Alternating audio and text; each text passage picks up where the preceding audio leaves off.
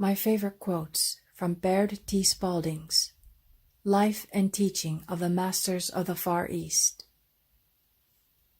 11 men embarked upon a journey in 1894 with one objective: to find the great spiritual teachers of the Far East and witness their uncommon abilities.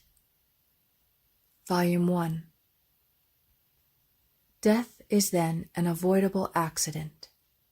Disease is, above all, dis-ease, absence of ease or santi, sweet joyous peace of the spirit reflected through the mind in the body. Senile decay, which is the common experience of man, is but an expression that covers his ignorance of cause, certain disease conditions of mind and body. Even accidents are preventable by appropriate mental attitude. Says the Sita, the tone of the body may be so preserved that it may naturally resist with ease infectious and other disease, like plague and influenza. The Sita may swallow germs and never develop disease at all. Remember that youth is God's seed of love planted in the human form divine. Indeed, youth is the divinity within man. Youth is the life spiritual, the life beautiful. It is only life that lives and loves, the one life eternal. Age is unspiritual, mortal, ugly, unreal. Fear thoughts, pain thoughts, and grief thoughts create the ugliness called old age. Joyous thoughts, love thoughts, and ideal thoughts create the beauty called youth. Age is but a shell within which lies the gem of reality, the jewel of youth. Practice acquiring the consciousness of childhood. Visualize the divine child within. Before falling asleep, suggest your consciousness: I now realize that there is within me a spiritual joy body ever young, ever beautiful. I have beautiful spiritual mind, eyes, nose, mouth, skin, the body of the divine infant, which now, tonight, is perfect.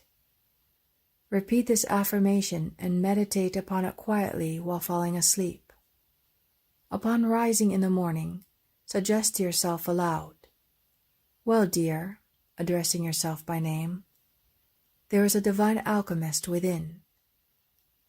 By the spiritual power of these affirmations during the night, a transmutation takes place, and the unfolding from within, the spirit, has saturated this spiritual body and spiritual temple. The inner alchemist has caused dead and worn-out cells to fall and the gold of new skin to appear with perpetual health and loveliness. True divine love in demonstration is eternal youth. The divine alchemist is within my temple, constantly coining new and beautiful baby cells. The spirit of youth is within my temple, this human form divine, and all is well. Om Santi, Santi, Santi. And that means peace, peace, peace. Learn to smile in the sweet way of a child. A smile from the soul is spiritual relaxation. A real smile is a thing of true beauty. The artistic work of the inner ruler, immortal. It is well to affirm, I think a kind thought for all the world. May all the world be happy and blessed.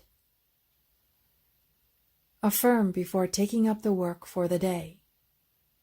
Within me there is a perfect form, the form divine. I am now all that I desire to be. I visualize daily my beautiful being until I breathe it into expression. I am a divine child. All my needs are being now and forever supplied. Learn to thrill yourself, affirm. Infinite love fills my mind and thrills my body with its perfect life. Make everything bright and beautiful about you. Cultivate a spirit of humor. Enjoy the sunshine. You understand that I am quoting from the teaching of Sita. They are the oldest teachers known, and their teaching antedates all history by thousands of years. They went about teaching the people and showing them the better way of life, even before man knew the simple arts of civilization. It is from their teaching that the system of rulers sprang, but these rulers soon wandered away from the realization that it was God expressing through them. Thinking it was themselves, the personal, who were doing the work, they lost sight of the spiritual and brought forth the personal or material, forgetting that all comes from the one source, God. These rulers' personal concepts gave rise to the great separations in belief and the wide diversity of thought. This is our concept of the Tower of Babel. The Sita have preserved throughout the ages the true inspirational methods of God expressing through mankind and through all his creations, realizing that God is all, and that it is God manifesting through all. They have never deviated from this teaching, thus they have preserved the great fundamental truth. After witnessing a miracle of men walking on water, this question was asked: how is it, if a few are able to do the things we have seen accomplished, that all men cannot accomplish the same things? How is it that man is content to crawl, and not only content to crawl, but is obliged to do so? If man was given dominion over all things, he was certainly given power to fly above the birds. If this is his dominion, why has he not asserted this dominion long ago? The fault must certainly be in man's own mind. This must all have come about by man's own mortal concept of himself. He has only been able, in his own mind, to see himself crawling. Thus he has only been able to crawl. Then Jast, one of the immortal mystics, took up the thought and said, "You are perfectly right. It is all in man's consciousness. He is limited or unlimited, bound or free, just as he thinks. Do you think the men you saw walk across the stream yesterday to save themselves the inconvenience of this trip are in any way special creations any more than you are? No, they are not created in any way different from you. They do not have one atom more power than you were created with. They have, by the right use of their thought forces, developed their God-given power. The things you have seen are accomplished in accord with definite law, and every human being can use the law if he will." They were in a place where thousands of people were getting healings. A great many told us they were healed by declaring silently that they desired to be made whole. Another may teach or tell you, but you of yourselves must do the work. For if you look to another, you build the idol instead of bringing forth the ideal. Another one of the mystics, Emil, talked to us on the realization of the Christ consciousness. He said, "It is through the power of our own mind or thought action that we are able to bring forth or realize the Christ consciousness. Through the power or process of thought, we can transmute and evolve our bodies, or our outer conditions and surroundings, through recognition of this Christ consciousness within ourselves, so that we will never experience death, nor any change called death. This is done wholly through man's power to visualize, idealize, conceive, and bring forth that which he gazes upon. This is done by first knowing or perceiving or having faith that the Christ is within ourselves, seeing the true meaning of Jesus' teaching, holding our body one with God, made in the image of likeness of God, and merging that body into the perfect God body, just as God sees us. We have idealized, conceived, and brought forth into manifestation the perfect God body. We are born again truly of and in the spirit kingdom of God. It is in this way that we can return all things to the universal mind substance from which they sprang, and bring them back or return them perfect into outer form or manifestation. Then by holding them in their pure spiritual perfect state, the vibrations are lowered, and the things we wish to create come forth in perfect form. In this way we can take every false belief, every old condition, every sin, all of our past life. It does not matter what it has been, how good or seeming bad, it does not matter what mountain or false belief or doubt and unbelief or fear we or anyone else have erected about us or in our paths. And we can say to them all, I now return you to the great ocean of universal mind substance, from which all things come forth and where all is perfection, and from which you sprang, there to be again resolved into the elements from which you were created. I now return you or bring you back from that pure substance as perfect and pure as God sees you, and hold you always in the absolute perfection. We can say to ourselves, I now realize in the old order of things that I brought you forth imperfectly and you manifest imperfectly. Realizing the truth, I now bring you forth perfect as God sees you. You are reborn perfect, and it is so. We must realize that the inner alchemist, God within, has taken hold of this and has transmuted, refined, and perfected that which seemed imperfect, that which we brought forth and are now returning.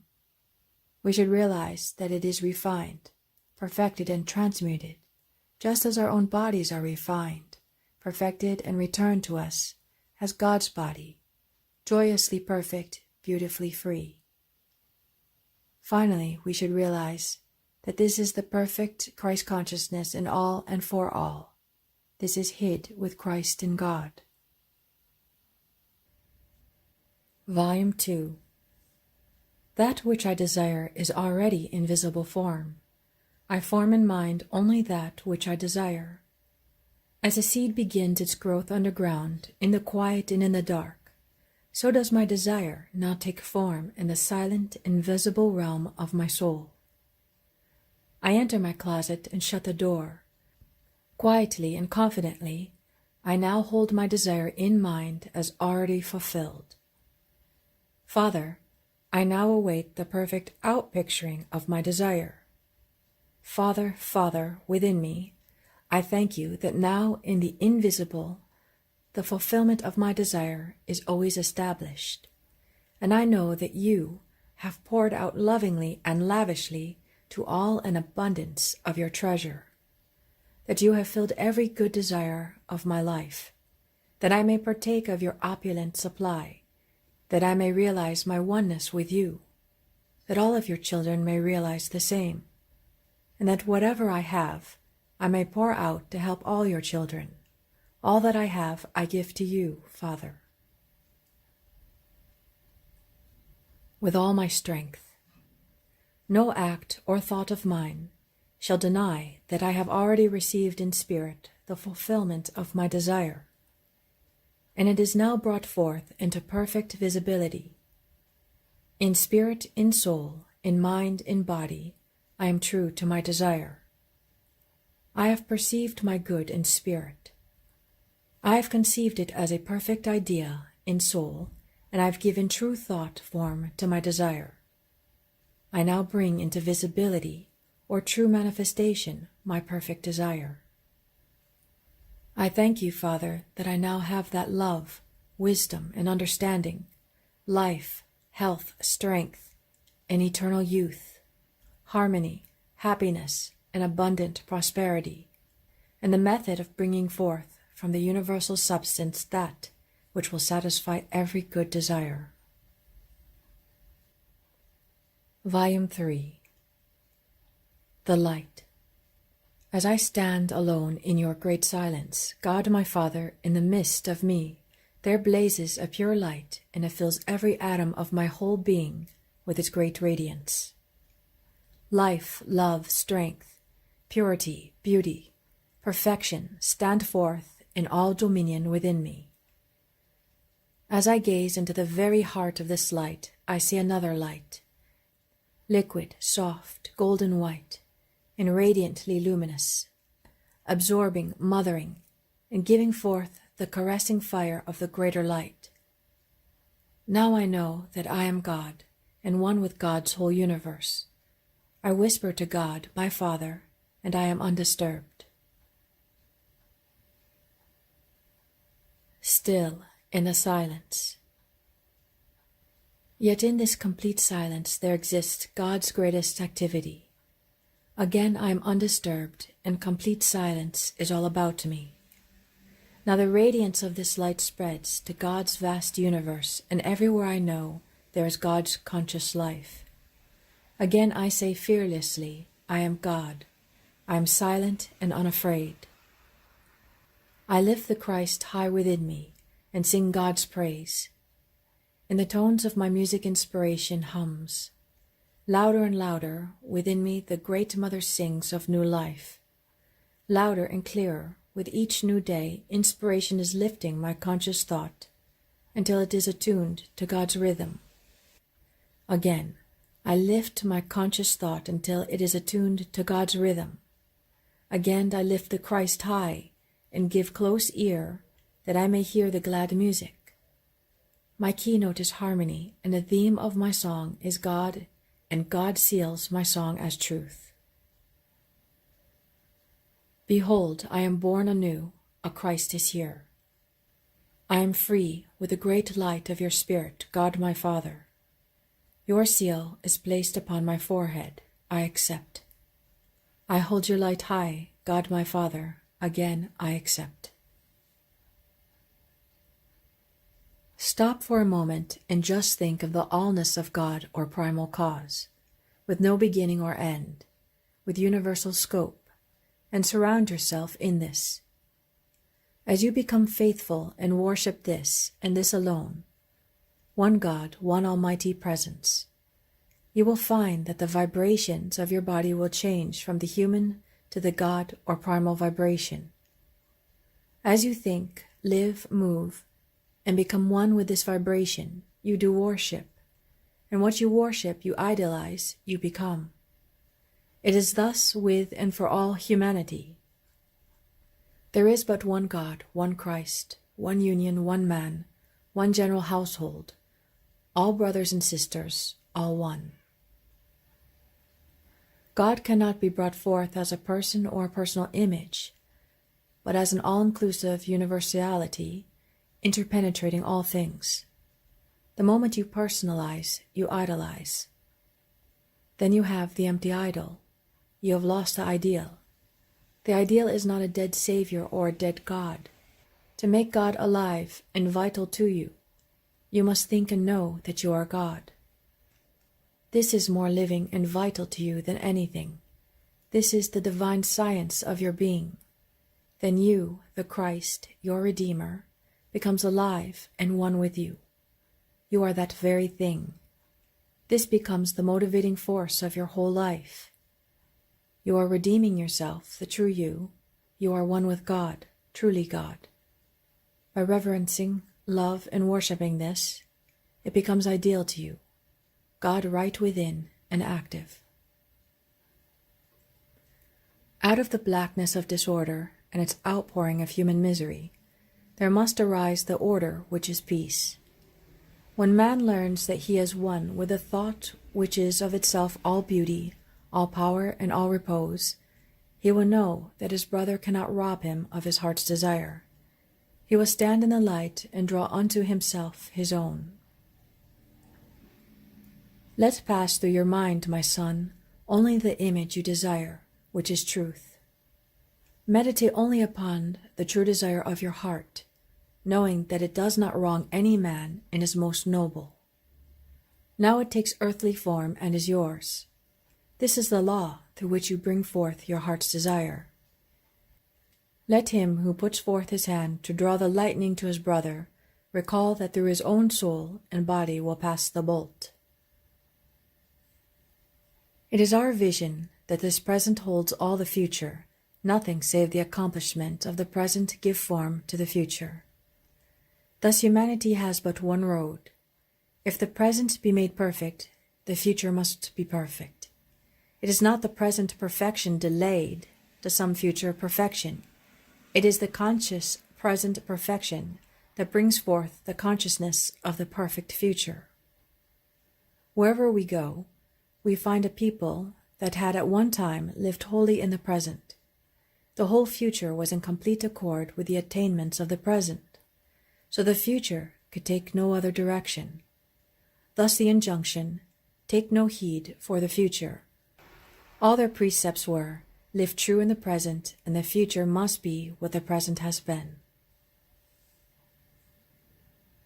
If you are shooting at a target, and you wish to hit the mark, you must focus your whole thought upon the center of the target. Then, with your will in complete focus, you must see nothing but the mark. When you have hit the mark, you have brought forth or accomplished God in a degree. God is your divine ideal, the focal point upon which every thought and act is centered. It is in this way that you bring forth the divine spiritual man, the Christ of God, the Word made flesh. The flesh is God as well as God is around the flesh. Make your subjective one objective, a willing and all-wise worker with God principle. Head straight for your objective. Make that objective the divine spiritual life that God within you is, and God sees for all.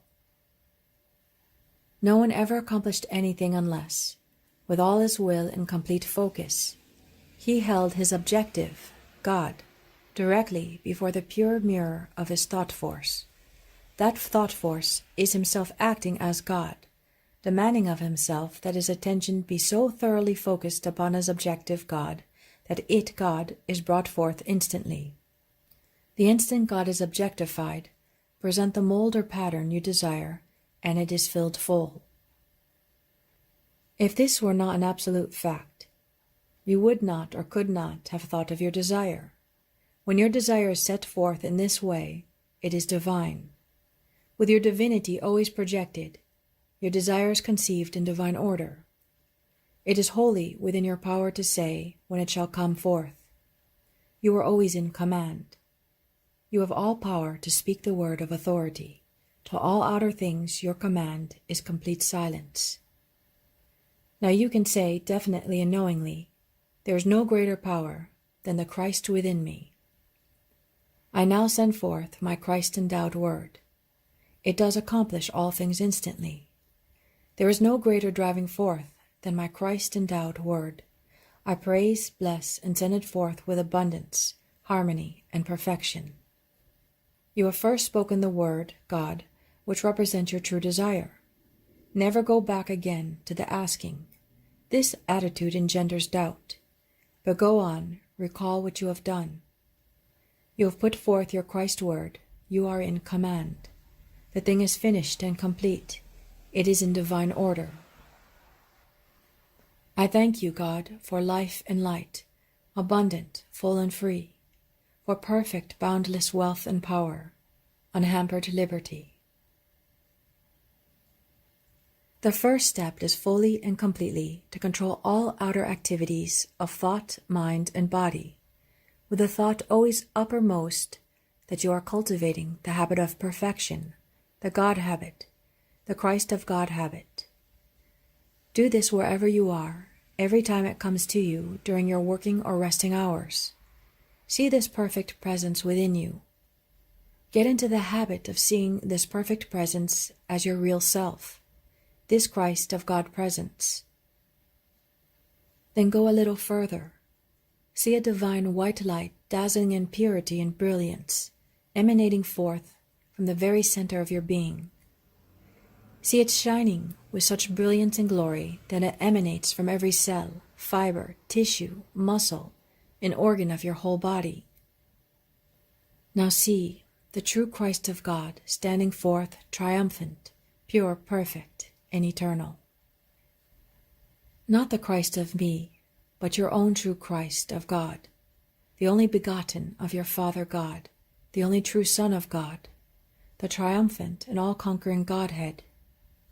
Step forth and claim this as your divine right, and it is yours.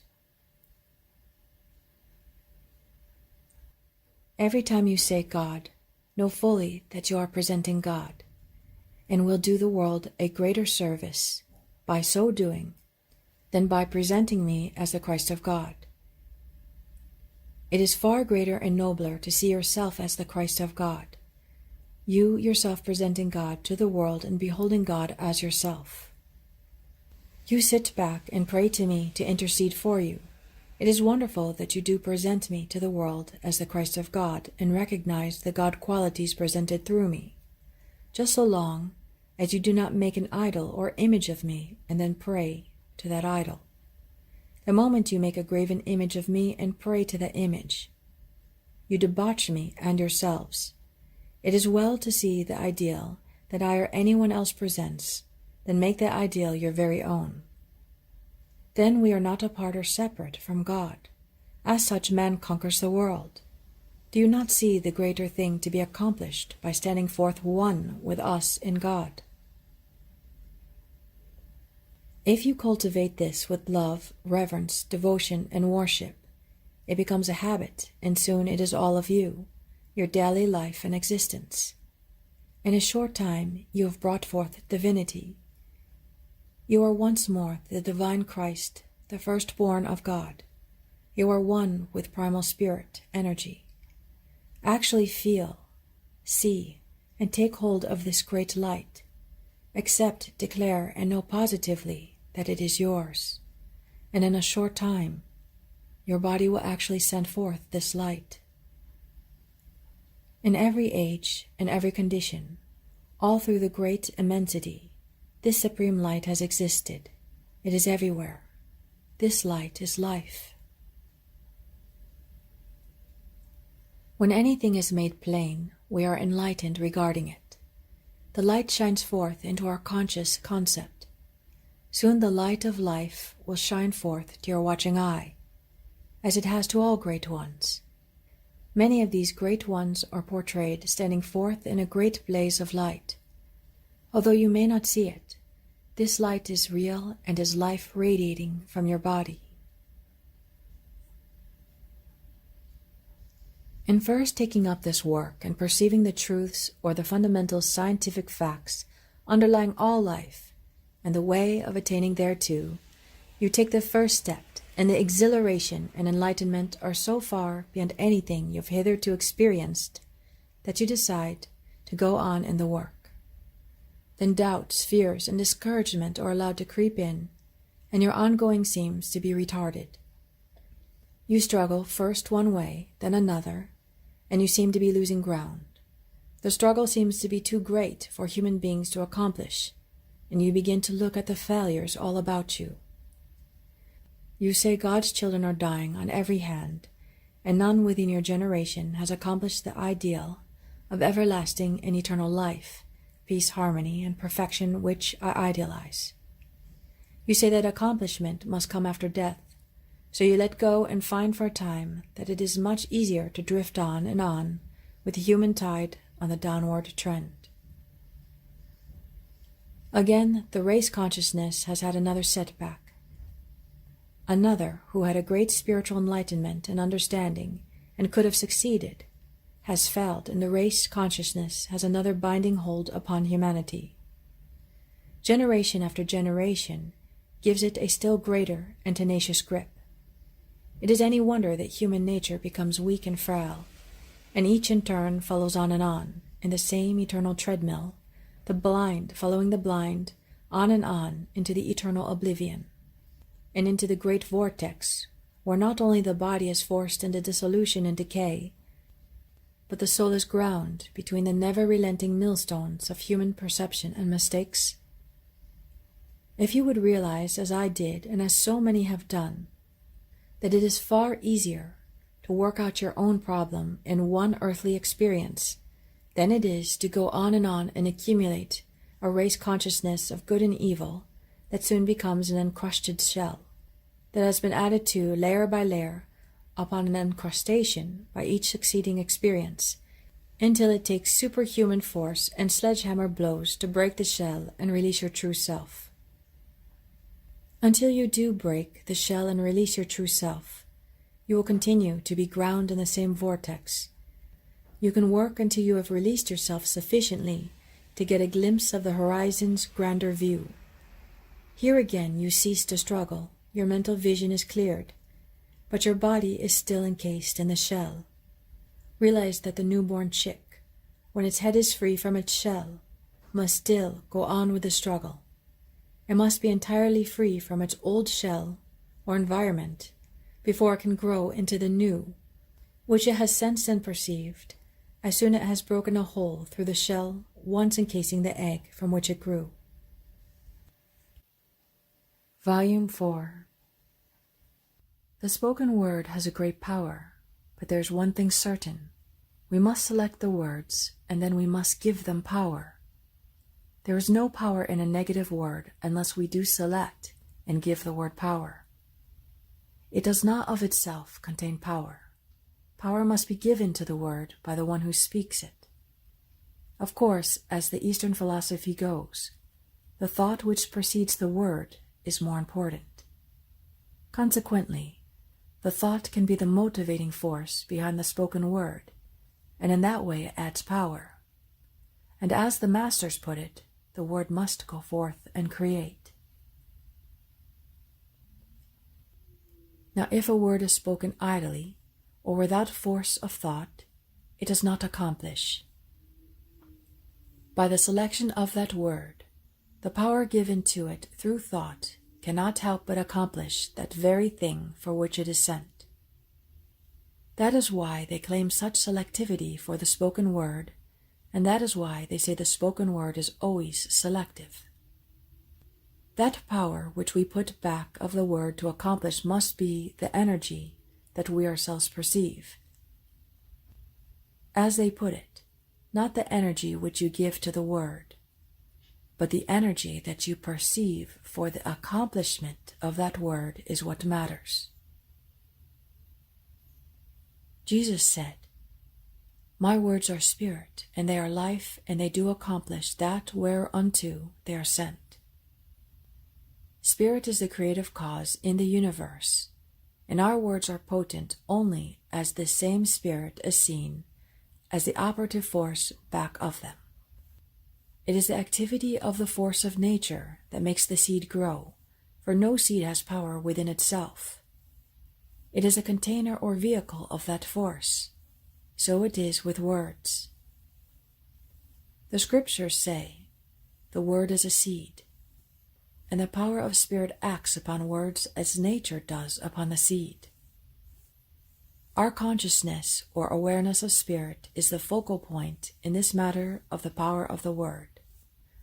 Idle words are impotent and do not create, though they, in a sense, may add to the state of hypnosis. To fear negative words is to add to their hypnotic energies, and thereby adds to the influence of the negative word. The power of ignorant or idle words is only that they may intensify the hypnotic state of man's mind, but they do not alter the creative cause in the past. The power of negative words is only the modernization of the old idea of the devil, and is the direct violation of the fact that there is only the power of God. There is no power opposed to the ultimate good in the universal trend. That which seems to be opposition is in our own minds, which often work contrary to the divine purpose. We have seen them used in this sense always refers to the masters, put forth a word, and what the word represented would come into existence immediately. There is no time element at all. In fact, there is no way of placing a time element upon the spoken word if the energy spirit is in it. As they put it, a word spoken directly with the impetus of true thought behind it must create that very condition instantly. It is quite evident that the Western world looks upon a word as less potent. That is, a word may be spoken, but with no energy behind it. It loses its potency entirely. It is often said that this is why the Western world gets into such a childish prattle. It fails to put the proper value upon its words. Now the thought which possesses the proper selectivity, or which possesses the force that belongs to it, should always be given to the word, not to derive that word through will or force of the will, but to give the word the power which belongs to it.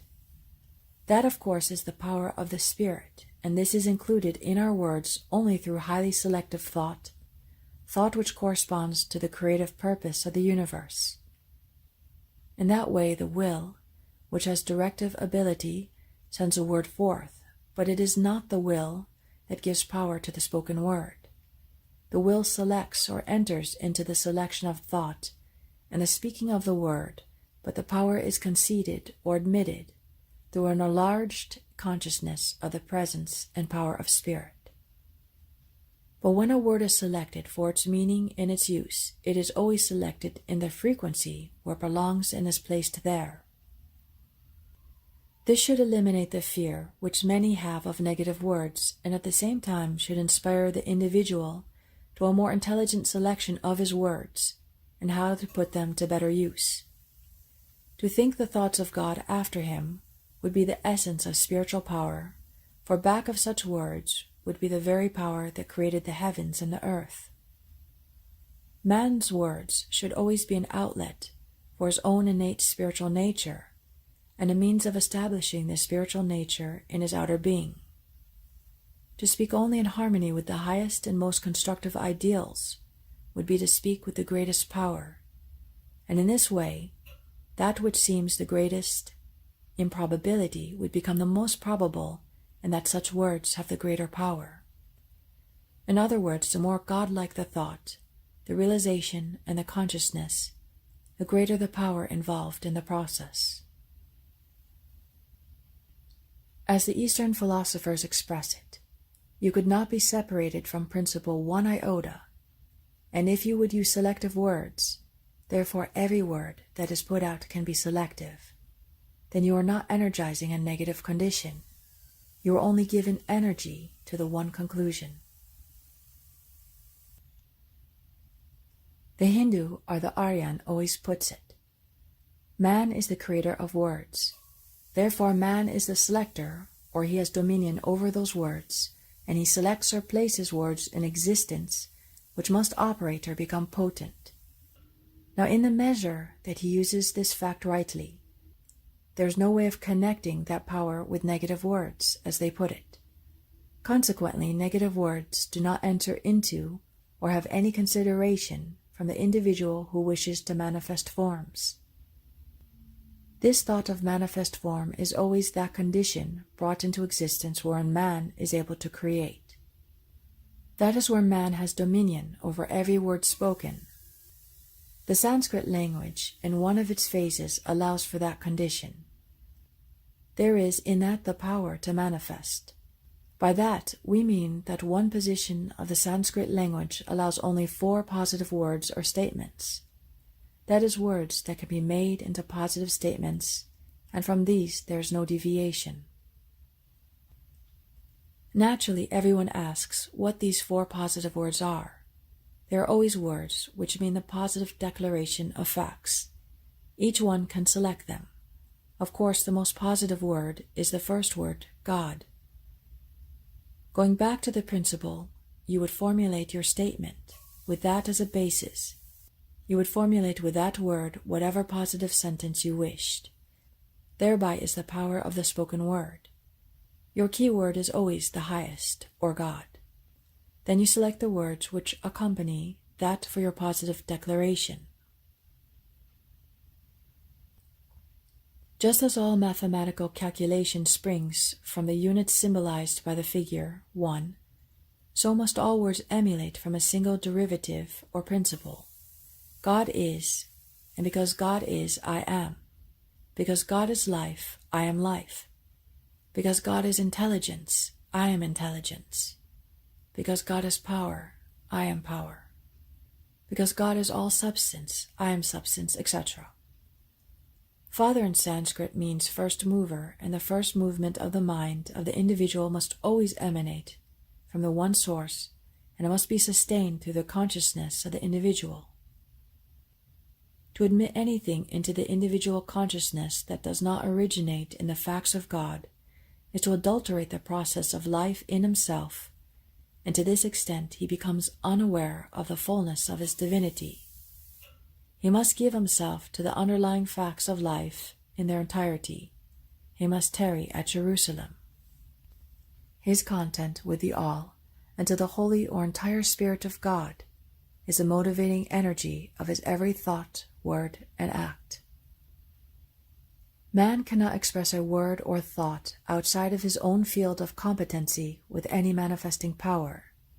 He cannot go outside of that field because that very word which he expresses creates the field in which he acts. The average person does not really know what a word is. It is merely a vehicle used in the process of mind to convey or extend certain processes of the mind. The word cannot convey that which is not in the mind. Webster says that a name implies the essential nature of a thing. A word is only a name for certain states of consciousness, and that is something that rests with the individual himself. One person may say, "I am happy," and it would convey nothing to another individual hearing the word. If his consciousness is only a bit joyous, his words would convey but little authority. But if he were radiant with joy, his words would convey complete conviction. Idle words are empty words, words which do not contain the consciousness and realization of spiritual facts. You see, a word, as we use it, is just what it contains, and the content of the word is determined by our consciousness, and our consciousness is determined by the degree of intelligent selection which we use. It is not repetition that makes a word effective. Your first declaration, if it be true, is sufficient. There is nothing left to do but stand by your statement, abide in your word. Repetition, however, is often an effective means of bringing one into accord with the possibilities contained within a statement. One often repeats a sentence or rule over and over before the meaning is clearly revealed to his consciousness. Without this expansion of the mind toward the inner facts, repetition is only hypnotic.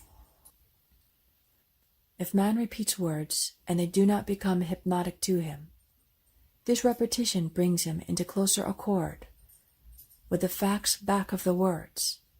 It effects a higher realization. It is worthwhile to repeat up to a certain point, and then it is not worthwhile even to repeat because your word is established unto you.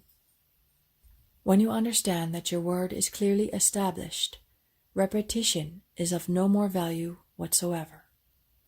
In reality, we come to understand that our word is always established and we never repeat it. If the manifestation of your word does not appear, that is no proof of its ineffectiveness. The better policy in such a case is to give thanks that the manifestation is there. You get out of doubt completely in that way. But by going on and repeating your word, you may very well quickly begin to engender doubt. Whereas if you give thanks, you are more closely in harmony with your word and become more easily aware that your word is established. The mere repetition of a word does not establish it any more firmly. It only brings you into harmony with that which is. It is very often possible to bring yourself into more harmonious relationship by giving thanks that it is here now and that it is established. When one realizes that the whole problem of manifest results is more a matter of opening up the consciousness to see or include something which already exists in fact, instead of trying to bring something that is not out into manifest form, then the matter will be much simpler. It is the land thou seest, that will I give unto thee as an inheritance, that contains all the mystery. It is a fact in spirit. It is a fact everywhere, and on all so-called planes, for there is only one plane, and that is spiritual. As the mind expands to see or grasp the spiritual fact, there can be no question whatever about the manifestation of the fact. If it is so in God, it is so everywhere, for God is all. It is all a matter of awareness upon our part, and our awareness must be expanded to include the reality and existence of the spiritual fact. That was Jesus' method of working. Every word was established unto him. He exalted every word through his exalted consciousness, knowing that it was already in existence. The Hindu stands in the same position. He states his declaration, and then he may say that it is finished. He takes the attitude that it is already finished. It is already in existence. It is his, and then he goes on. One accomplishes far more in that way than to go back to the repetition, and it seems to always make one stronger. In the matter of treatment of so-called disease, the average metaphysician makes the mistake of dealing with the opposites, disease and health. Here are two conditions, the one to replace the other. In the East, they do not work in this way any more than did Jesus. When you seek for perfection, know that it is established unto you. Exalt perfection. Perfection exists independent of both the opposites of health and disease. Perfection is an externally established fact and principle, and it is complete within itself on every so-called plane. Both health and disease are delusions according to Eastern philosophy, for they are only human concepts. For instance, your own idea of health today would not suffice you in 5 years from now, for health is a relative idea in your own consciousness. There is nothing relative in being. All is complete, all is perfect, and the true practitioner identifies himself with reality and does not deal with delusion. Let go of the opposites altogether and put in their place the perfection. We find that Jesus did not in any instance treat with the opposites. He put into the place of both the opposites the true perfection. His great statement was perfection always, and that perfection was always established unto him. If I place on the background the figures 2 plus 2 equals 3, and then follow with 2 plus 2 equals 5, would you deal with the 3 and 5 and try to establish the right answer? No, you would go right through these figures, deal with the fact that 2 plus 2 equals 4, and both these extremes would vanish. That which is less or more than the correct answer has nothing to do with the fact and principle, and it is only by bringing the fact of principle to bear upon the situation that any correct answer is possible. Our ideas of health and disease are both less than the perfection which is established in the foundations of the universe, and never can that which is less than perfection be made into perfection. You are dealing with something unrelated to either of these extremes. Be ye perfect, even as your Father in heaven is perfect, is the correct standard of procedure here. Most people fail in the so-called demonstration because they make a statement of perfection and then immediately begin to look back into the matter of the opposites.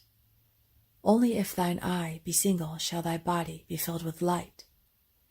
Lot's wife turned and saw double, and her body became stone or salt. Now henceforth and forever, see only perfection, said Jesus. The moment that we establish perfection, the Christ stands forth dominant. Each works to establish the other, for the fact and spirit is the form of its manifestation. The effect of true spiritual treatment is not dependent upon the degree of unfoldment or spiritual development of the person treated. We need not bother about his consciousness, for it is based upon the opposites, else he would not be ill. The spiritual fact is, and the moment we stand in perfection, our consciousness is perfect as well. Speaking the word is never hypnotic, for it is the essence of the true nature of all creation. Treatment or speaking the word is not projecting our ideas of health to offset disease. This latter is hypnotic. Speaking the word is only telling the truth, declaring that which always has been and always will be true of any individual, condition, or circumstance in principle.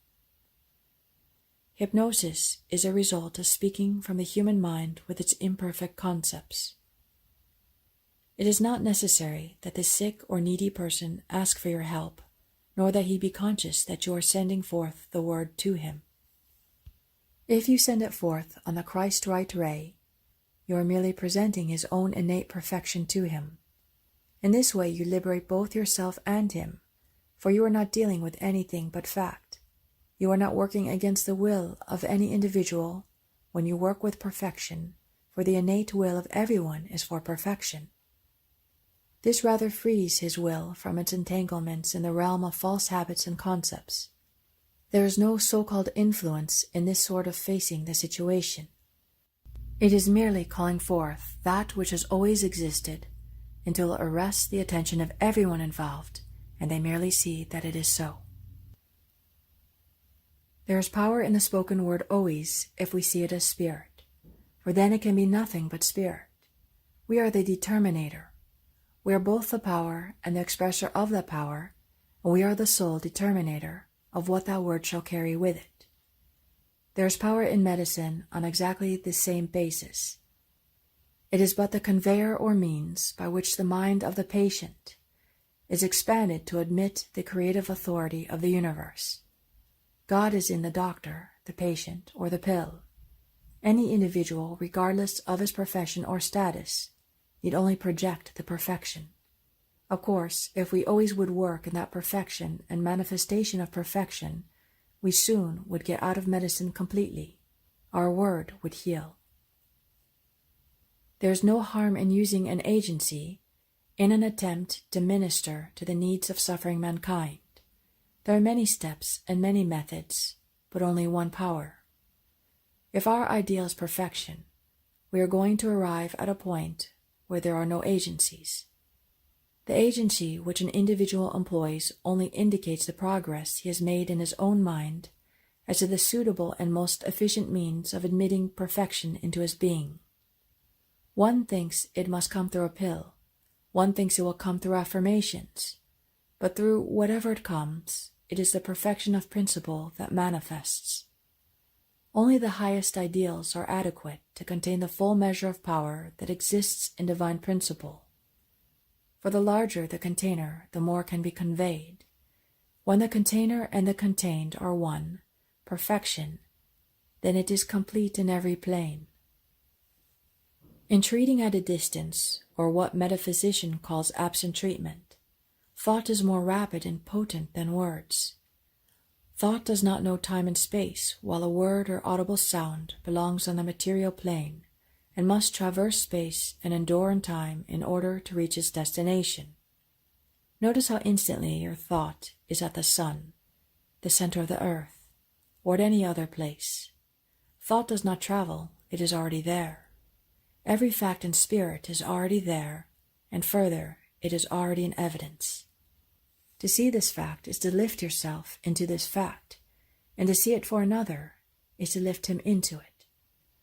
If I be lifted up, if the perceptive faculty is lifted up to the plane of reality, it draws all things into this realm. This is the true approach, rather than to try to lift anything or anybody into the perfect state. We might as well try to make energy out of earth by using the pick and shovel. We know a man in India who walks through a storm just by the presentation of perfection of that storm. He will walk through a storm and never get wet. We have seen him stop fires and storms. Man himself is the word of God if he abides in that word. If ye abide in my word, and my word abides in you, then you are in me even as I am in you, is the truth of the whole thing. When Jesus sent his word and healed the centurion's daughter, he did not send anything as we measure it in the three-dimensional world. Jesus, or Christ, was the Word himself, and there is not anything that was made but that which was made by the same Word. Therefore, the Word which he sent did not traverse space, for the Word was there as the truth of the centurion's daughter, just as it was with him. He simply announced a universally true spiritual fact, and outer minds became awakened to this fact. Our remedies oft in ourselves do lie, which we ascribe to heaven. Shakespeare. Consciousness is man's state of awareness. It is the capacity of the mind to know, and its knowing determines his capacities along all lines. Man may be aware of that which is true, or he may develop in his mind a sense of awareness that has the semblance of reality, but which is entirely false. The truth or falsity of his estate is, therefore, dependent upon his state of awareness or his consciousness. Consciousness must be that which represents the highest attributes. It must be related to all high attributes. We carry our consciousness to God consciousness wherein we are aware of all things including ourselves to the highest state. That is the state whereas we see through all conditions and all circumstances. As the Masters say, the veil is then completely removed, the veil that hitherto seemed to exist between the mortal or physical and spirit. There is no limitation here. The mortal and physical conceptions are abandoned completely for the true spiritual. This spiritual consciousness does not exclude sense activity. True sense activity is included in the highest consciousness always. Sense activity in its rightful function is true spiritual activity. The senses, so-called, act in a limited manner only when not under the right determining influence. When activated by the spiritual facts, the senses function properly and are then said to be opened.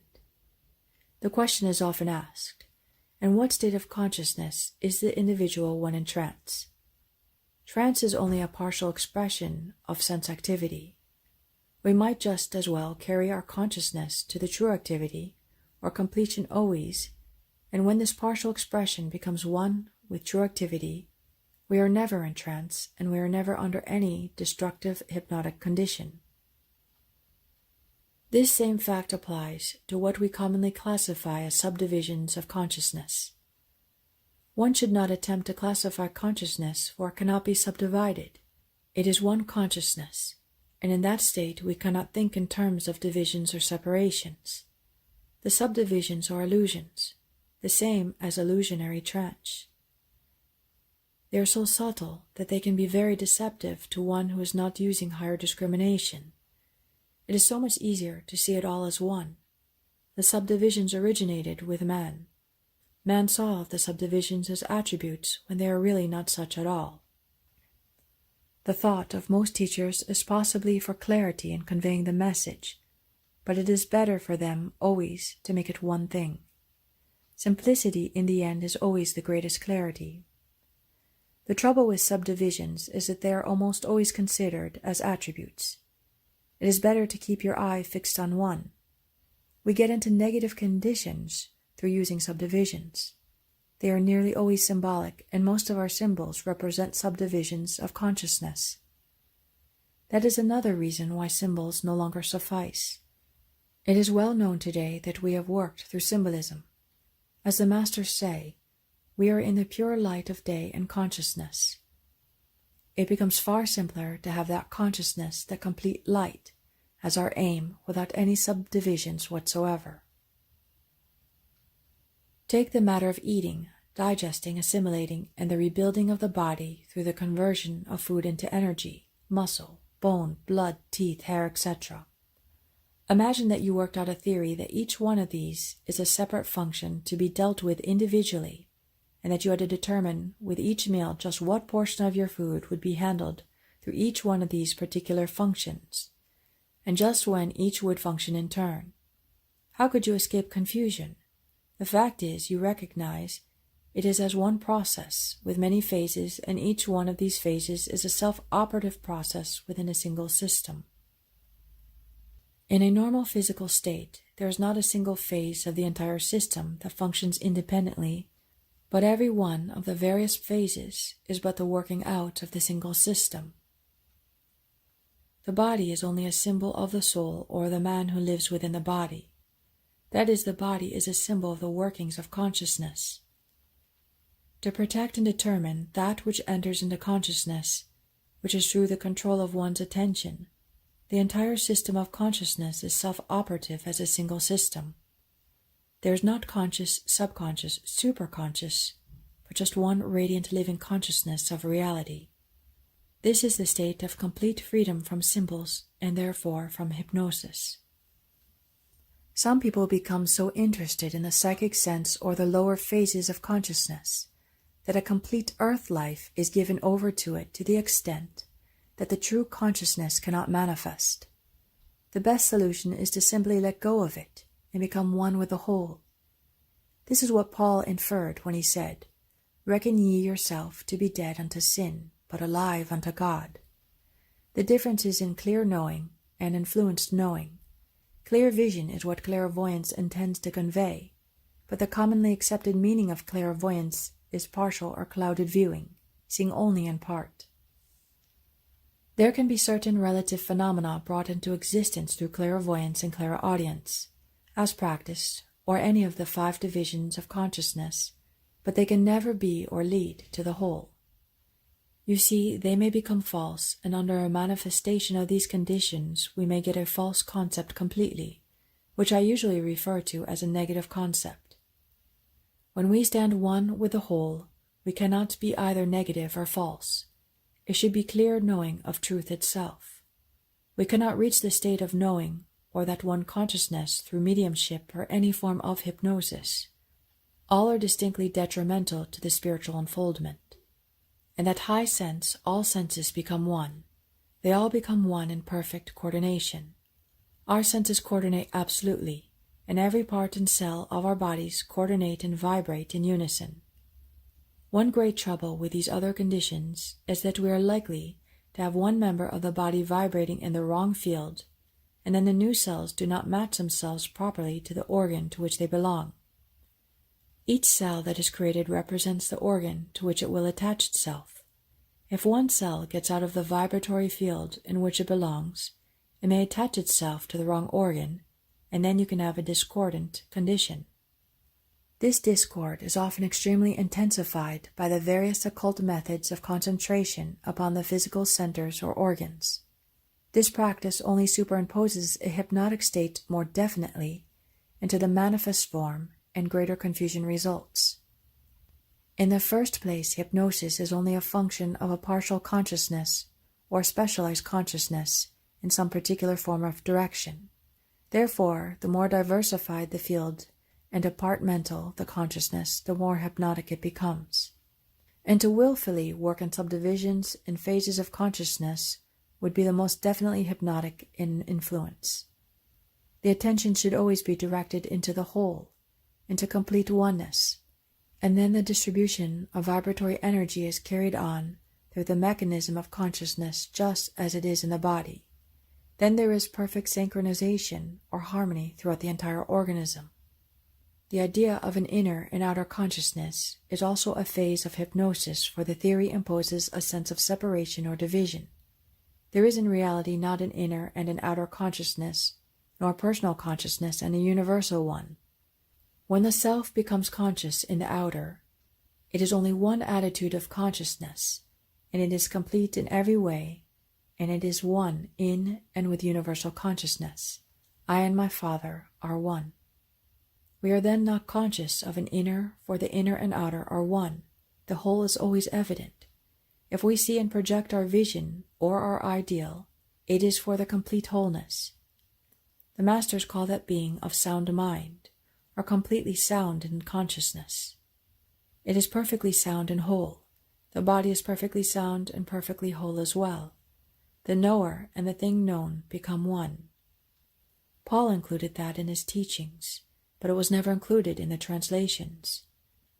We can become the known as well as the knower if we will complete the two and bring them together. The trouble is that we make a separation when in reality none exists. The practice of denial as an effective means of liberation into this perfect state should also be intelligibly considered in this light. Denial is supposed to erase from the mind or blot out of consciousness, hence out of man's being, an experience or process that is not true or that is seemingly opposed to be his perfect state of completion or oneness. But is the ordinary use of denial as practiced in our metaphysics an efficient means in bringing about this liberation? If the denial, as it is commonly used, produces the desired result, then well and good, but if not, let us find out what is back of it and what is the efficient practice involved. Let us take a specific case of denial in its relationship to what is commonly considered the law of heredity. Denial is in no sense necessary. It has a tendency always to plunge one further into illusion, because the denial keeps the mind fixed upon the condition, and it is thereby more likely to intensify that condition. The mind naturally enlarges upon that condition towards which it is directed. The purpose is that the condition be eliminated entirely, and in order for this to be brought about, it must be put out of consideration altogether. It is not to be countenanced. In reality, there is no law of heredity. It is only a manifestation. It is not necessary to deny something that does not exist. You will find it far better to put perfection in the place of denial. You will get quicker results. Usually a denial holds it closer to the individual, whereas by putting perfection in the place of the denial, you realize that condition far more quickly. And it does not matter what the condition is. It has been shown by repeated experiments that it is far better to simply release the condition, free it entirely through non-attention, dismiss it. That was evidently Jesus' meaning when he said, "Loose him and let him go." There is neither race nor family heredity, for the one presupposes the other. People may look alike, but this is always because of some former close relationship or similarity of past experience and environment. There is an apparent chromosomatic condition that shows process of evolution running parallel, but these processes are not in reality parallel processes or parallel evolutionary conditions. They do, of course, run parallel with the human race as well as with the animal kingdom, but not with the same frequency by any means. It is a well-known fact today that every frequency of the human body is above that of the animal frequency. The transmission of the acquired characteristics can be influenced through the thought, but it can also be set aside through reversal of thought. It is a state of mind that causes the characteristics of form, and similarity in form is due to the similarity of mental and emotional experiences of individuals in a group. Two people, not much alike in the beginning, through long association with each other and enduring the same general mental and emotional reactions, ultimately develop similar characteristics. A man and a woman living together over a period of years, if they have sympathetic interests and mutual emotional reactions, begin to look alike. This is a reproduction of similar mental states. Medical science today is quite reversing its former opinions regarding hereditary diseases. When Jesus healed the epileptic, the disciples wanted to know whether the man or his parents had sinned. This was his direct answer: neither this man nor his parents have sinned unless you see the sin. It was only sin because of the thought of the parents or those surrounding him. In reality, the only sin connected with the condition was the sin of erroneous thinking. The so-called law of karma comes under the same category. It can be proved today that there is no debt of karma, that the soul does not bring any of this through. Spiritual understanding takes no account of karmic conditions or any imperfect condition. It is as foolish as to say that one must correct his mistakes in mathematics before he can study the rule. The fact is that the mistake is erased of itself when one applies himself to the rule. One's access to the rule is always direct, no matter what his mistakes are, and once the rule is known and followed, there are no false results. The leading and better universities in India, and particularly Dr. Bose of Calcutta University, are making the statement today that there would be no appearance of what we call heredity if people would drop it out of their thought completely. Even with the plant, heredity may be shown, but it can be corrected by the thought of the people surrounding that plant. That which is commonly accepted as inherited insanity is only a condition fastened upon the victim by other people. They are in parallel groups. It is an attraction and not an inheritance. Instead of accepting this theory of heredity, Paul's idea that we have an inheritance from God that is immutable and cannot be changed should be substituted. This is the effective denial of race heredity, the substitution of the true for the false, leaving the false entirely outside the range of our consideration. God has nothing to do with things that obsess the human mind, and we as sons of God need not have. All the so-called human laws or mental laws belong in this category. They are all mistakes in that they do not define the true governing law of the universe and the things therein. But they can be set aside at any time. They are denied by merely rejecting them in favor of the true law. Bose had proved that conclusively. He states that all so-called laws of heredity are only manifestations brought about by the thoughts of men and can be set completely aside by any time. First, however, we must become one with the Christ self. It takes a Christ consciousness to set these laws aside, just as it takes true knowledge to set aside false beliefs. This Christ state must first be attained or unfolded, and once in this state, there is, of course, nothing else. Hypnosis may spring from two conditions: a partial state of consciousness or a false state of consciousness. A partial state of consciousness admits of certain capabilities, and one feels limited or unable to go beyond that which his consciousness indicates. All restraint or the sense of inability to accomplish is only a state of partial hypnosis. The false state of consciousness is the notion that certain things are true which are not true at all. This is a state of complete ignorance or reality. It is a mental state built up of impressions that are entirely false. States of consciousness built up regarding something, if it can be so stated, that does not exist at all, or on the other hand, a set of impressions that are entirely false regarding a thing that in itself is entirely true. This might be illustrated with the notion once held by man that the earth is flat. The hypnotic result was that men were held with certain restricted zones of activity, fearing to go beyond these restricted areas, lest they should fall off the edges of the earth. That idea seems completely silly now that we know the earth is round. It was round all the time, but the people were as limited in their activity as if the earth itself had actually been flat, with a great chasm spreading beyond these edges. Adventurers who had another notion about the earth dared to venture beyond the limitations in which others lived, and they sailed out across the chasm without any difficulty so far as they were concerned. To them the chasm did not exist, nor did it exist in fact. However, the others knew they would fall into it. The manner in which the condition was met was not in overcoming the chasm, for there was no such thing.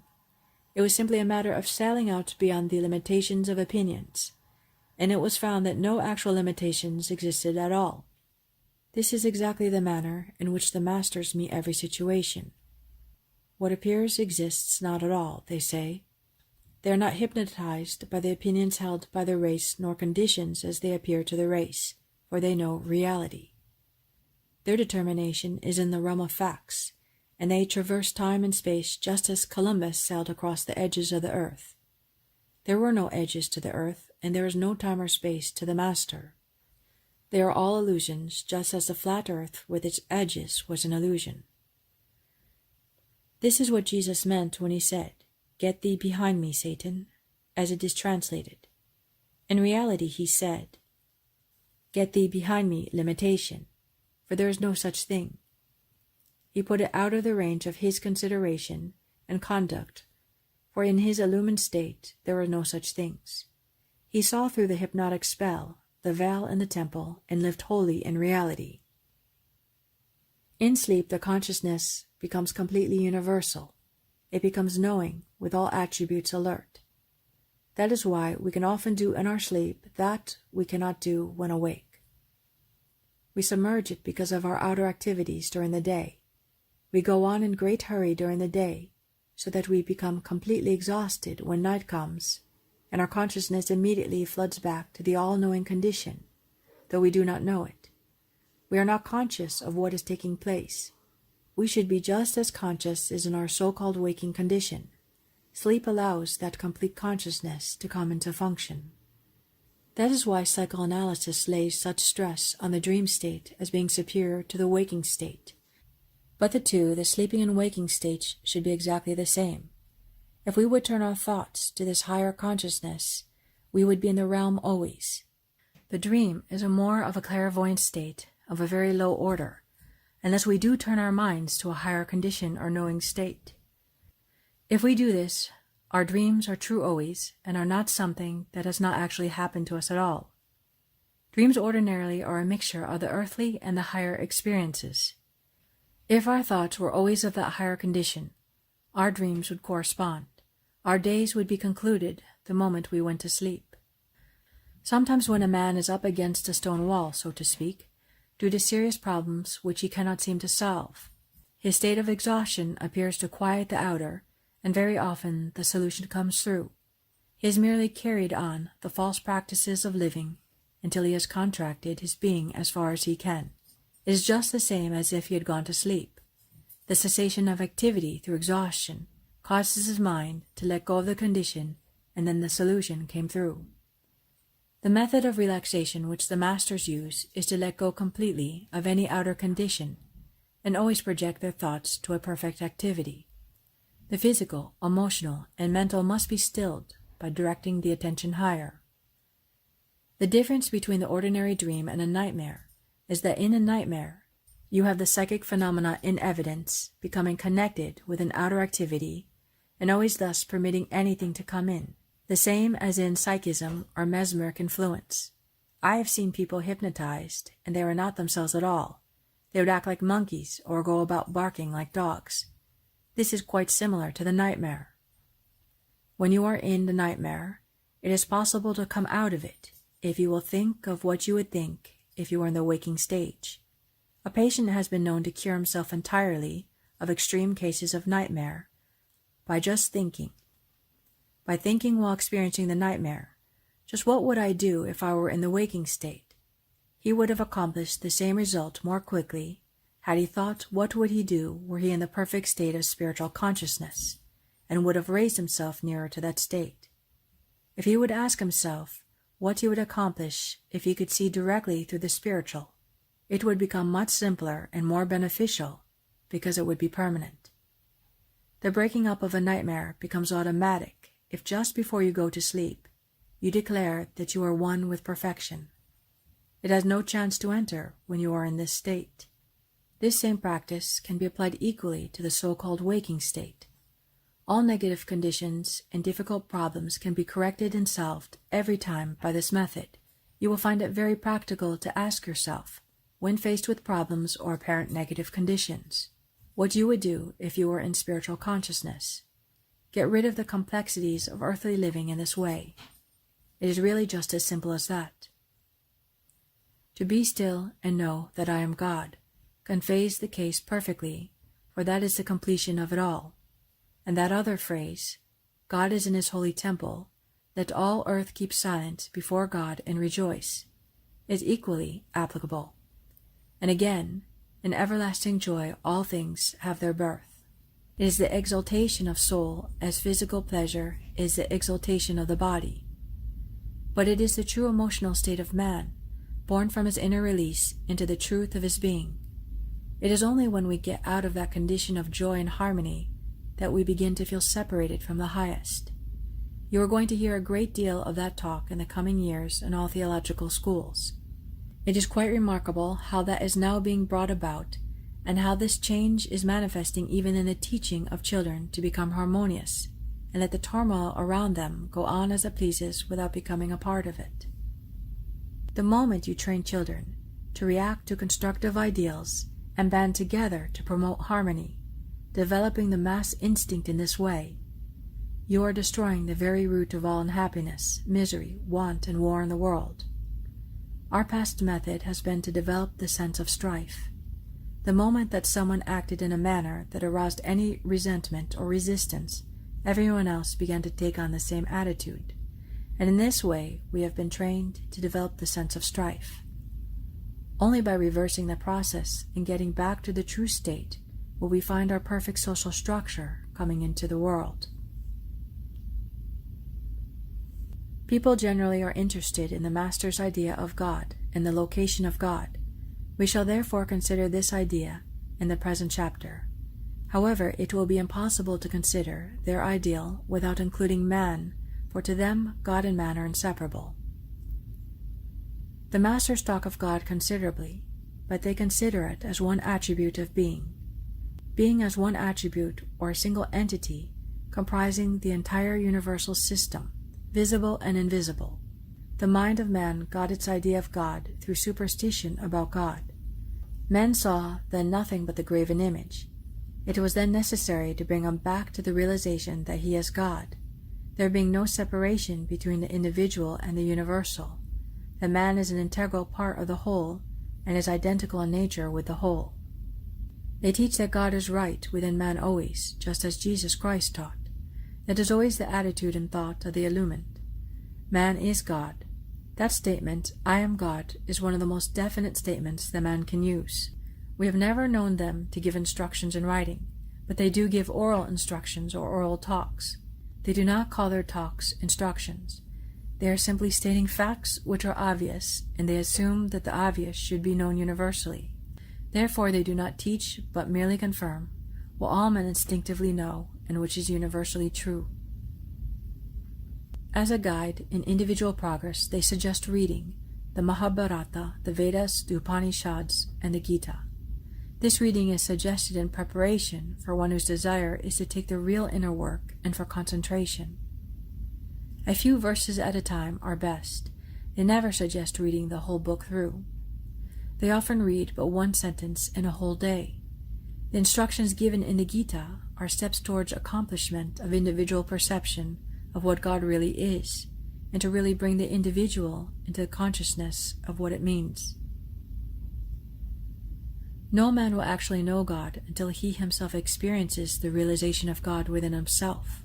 No man knoweth the things of God, except the Spirit of God which is in him reveal them. The preparatory work prior to the discovery of the inner or secret doctrine, as it is sometimes called, is the result of training the mind to grasp that which is within the statements, for that is the inner work or inner doctrine. It is like studying to understand the meaning of a mathematical rule. The thought is that, when one has trained himself to gain the knowledge of the inner meaning of the teachings of the Gita or the Bible or any other sacred book, he is then in position to make an inner search of himself to find the inner meaning of his own being. Man is not a physical organism, but that inner self living through a physical organism. The inner work is finding the self, which is the God self. The statement, I am God, accompanied by the realization of what is truly involved in it, will heal any condition instantly. If you realize it and see nothing but the truth, only that truth can manifest. In treating yourself or another, you see and declare only the eternal unity with God. That light comes forth instantly, for it is the true light, and then we know that university is in existence within ourselves and within everybody else. It is all accomplished. That is the Christ light, the Christ principle. This eliminates the theory that it is necessary to do any specific work on the glands, on body centers, upon the body itself, or to treat disease, as you stated. The physical will fall into line as soon as we realize that fundamental unity. When the state is reached, the glands and all bodily functions are stimulated until they become harmonious.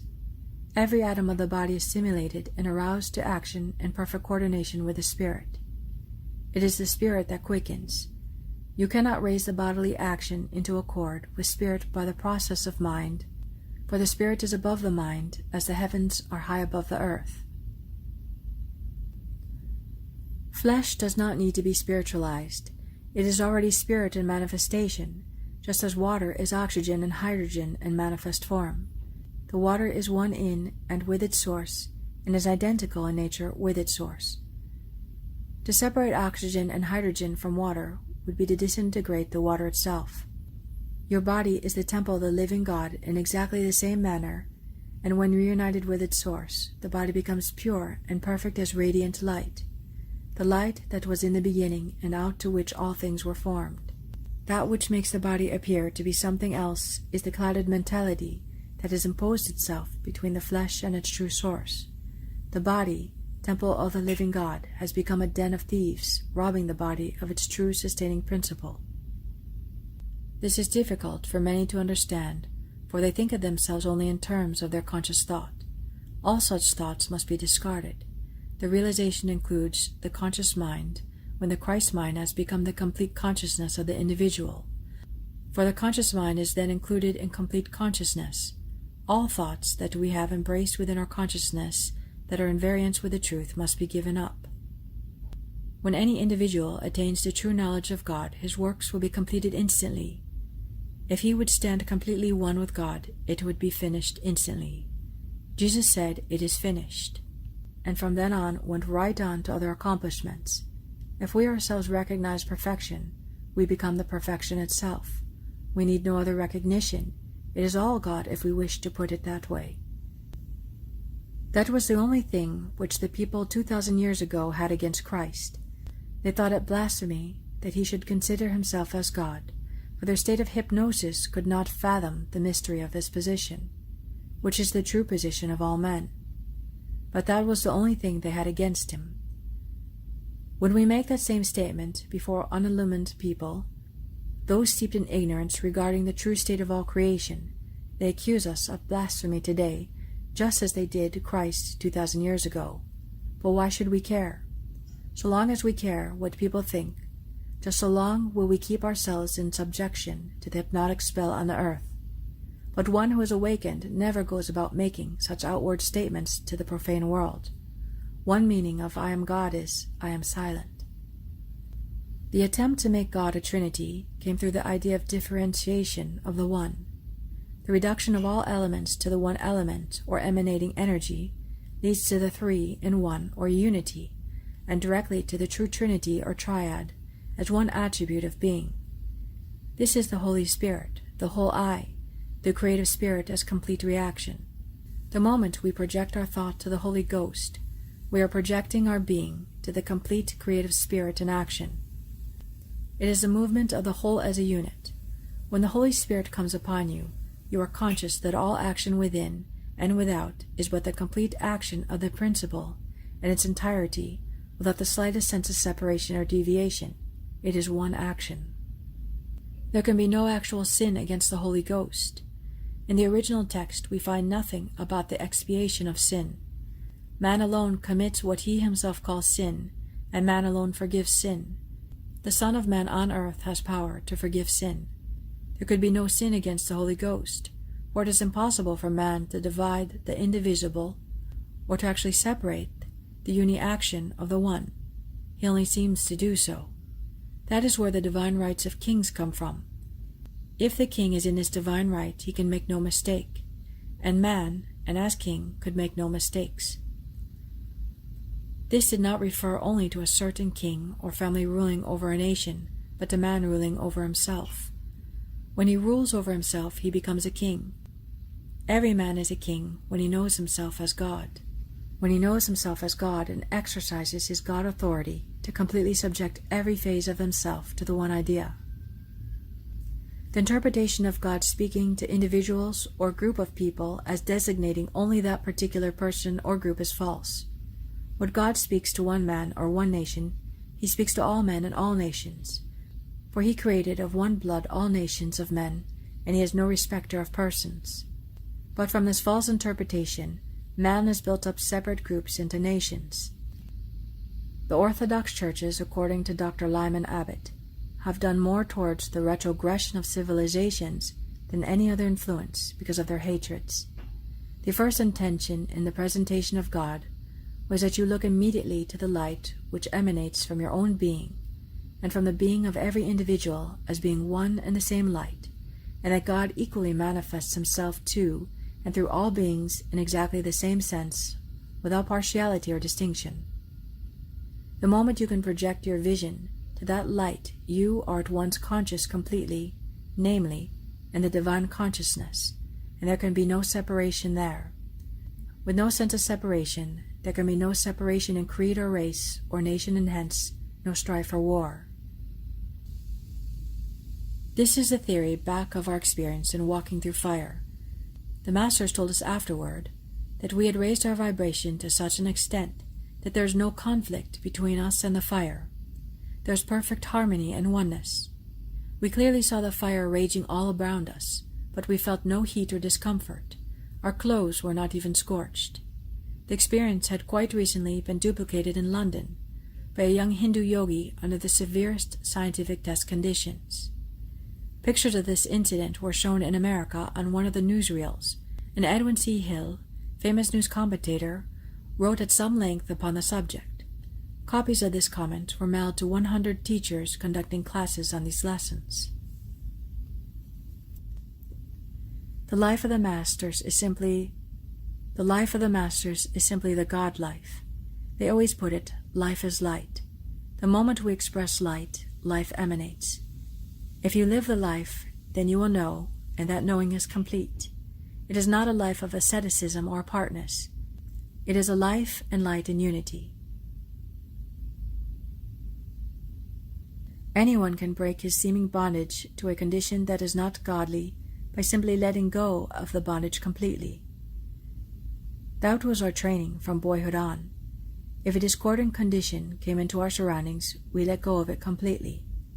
The masters sometimes go for hundreds of days without eating. They are not bound in any way.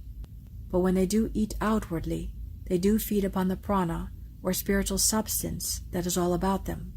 They take in pranic substance, and it is assimilated for the direct and complete sustenance of the body. Plants feed upon prana, and when man uses the vegetables for food, he takes in prana also. He can take in directly even more readily than the plants and vegetables do, if you will. It would not be part of wisdom for the Western world to discard the Bible in favor of the Bhagavad Gita. Our Bible is of greater importance for the Western world, for we do not understand the Bhagavad Gita. The latter is best, however, for the East. The West could, with profit, read the Bhagavad Gita, as it would obviate the necessity of wading through the folklore and mistranslations of the Bible. The Bhagavad Gita has taken all that out. The Vedanta philosophy, in most instances, is the best exposition of the teachings of the masters. Many people get a more simplified thought and can assimilate these thoughts through the Vedas. Then they can go on to the Vedantic teachings. It is from this point of view, the view that the masters look upon reincarnation. They say it is not necessary. It is a human hypothesis only. They say that if there is a light placed in the center of the room, the best way to reach the light is to go straight to it. Why circle around it time after time? If you go directly to that light and pick it up and incorporate it, you are through with all reincarnation and karma completely. It is only man's failure to go direct to the central point or fact of life that keeps him in the wheel of incessant grind.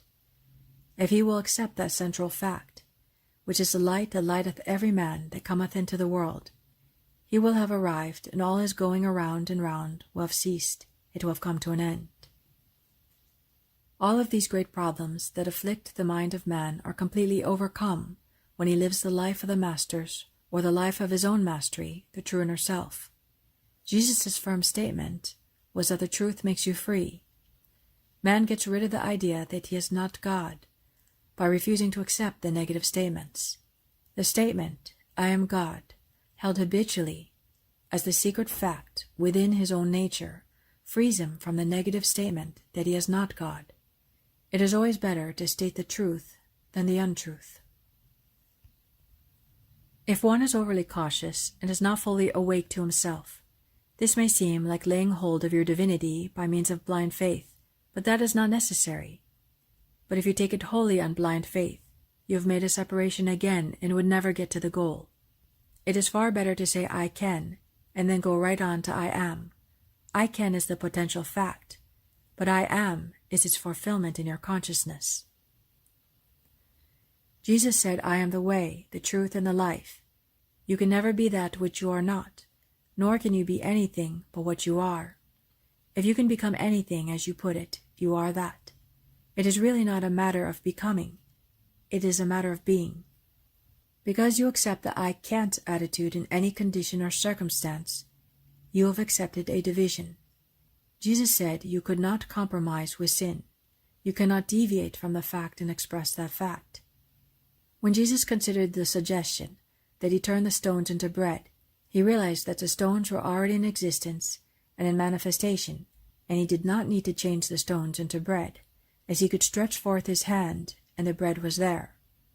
What ought to be is the teaching of the masters.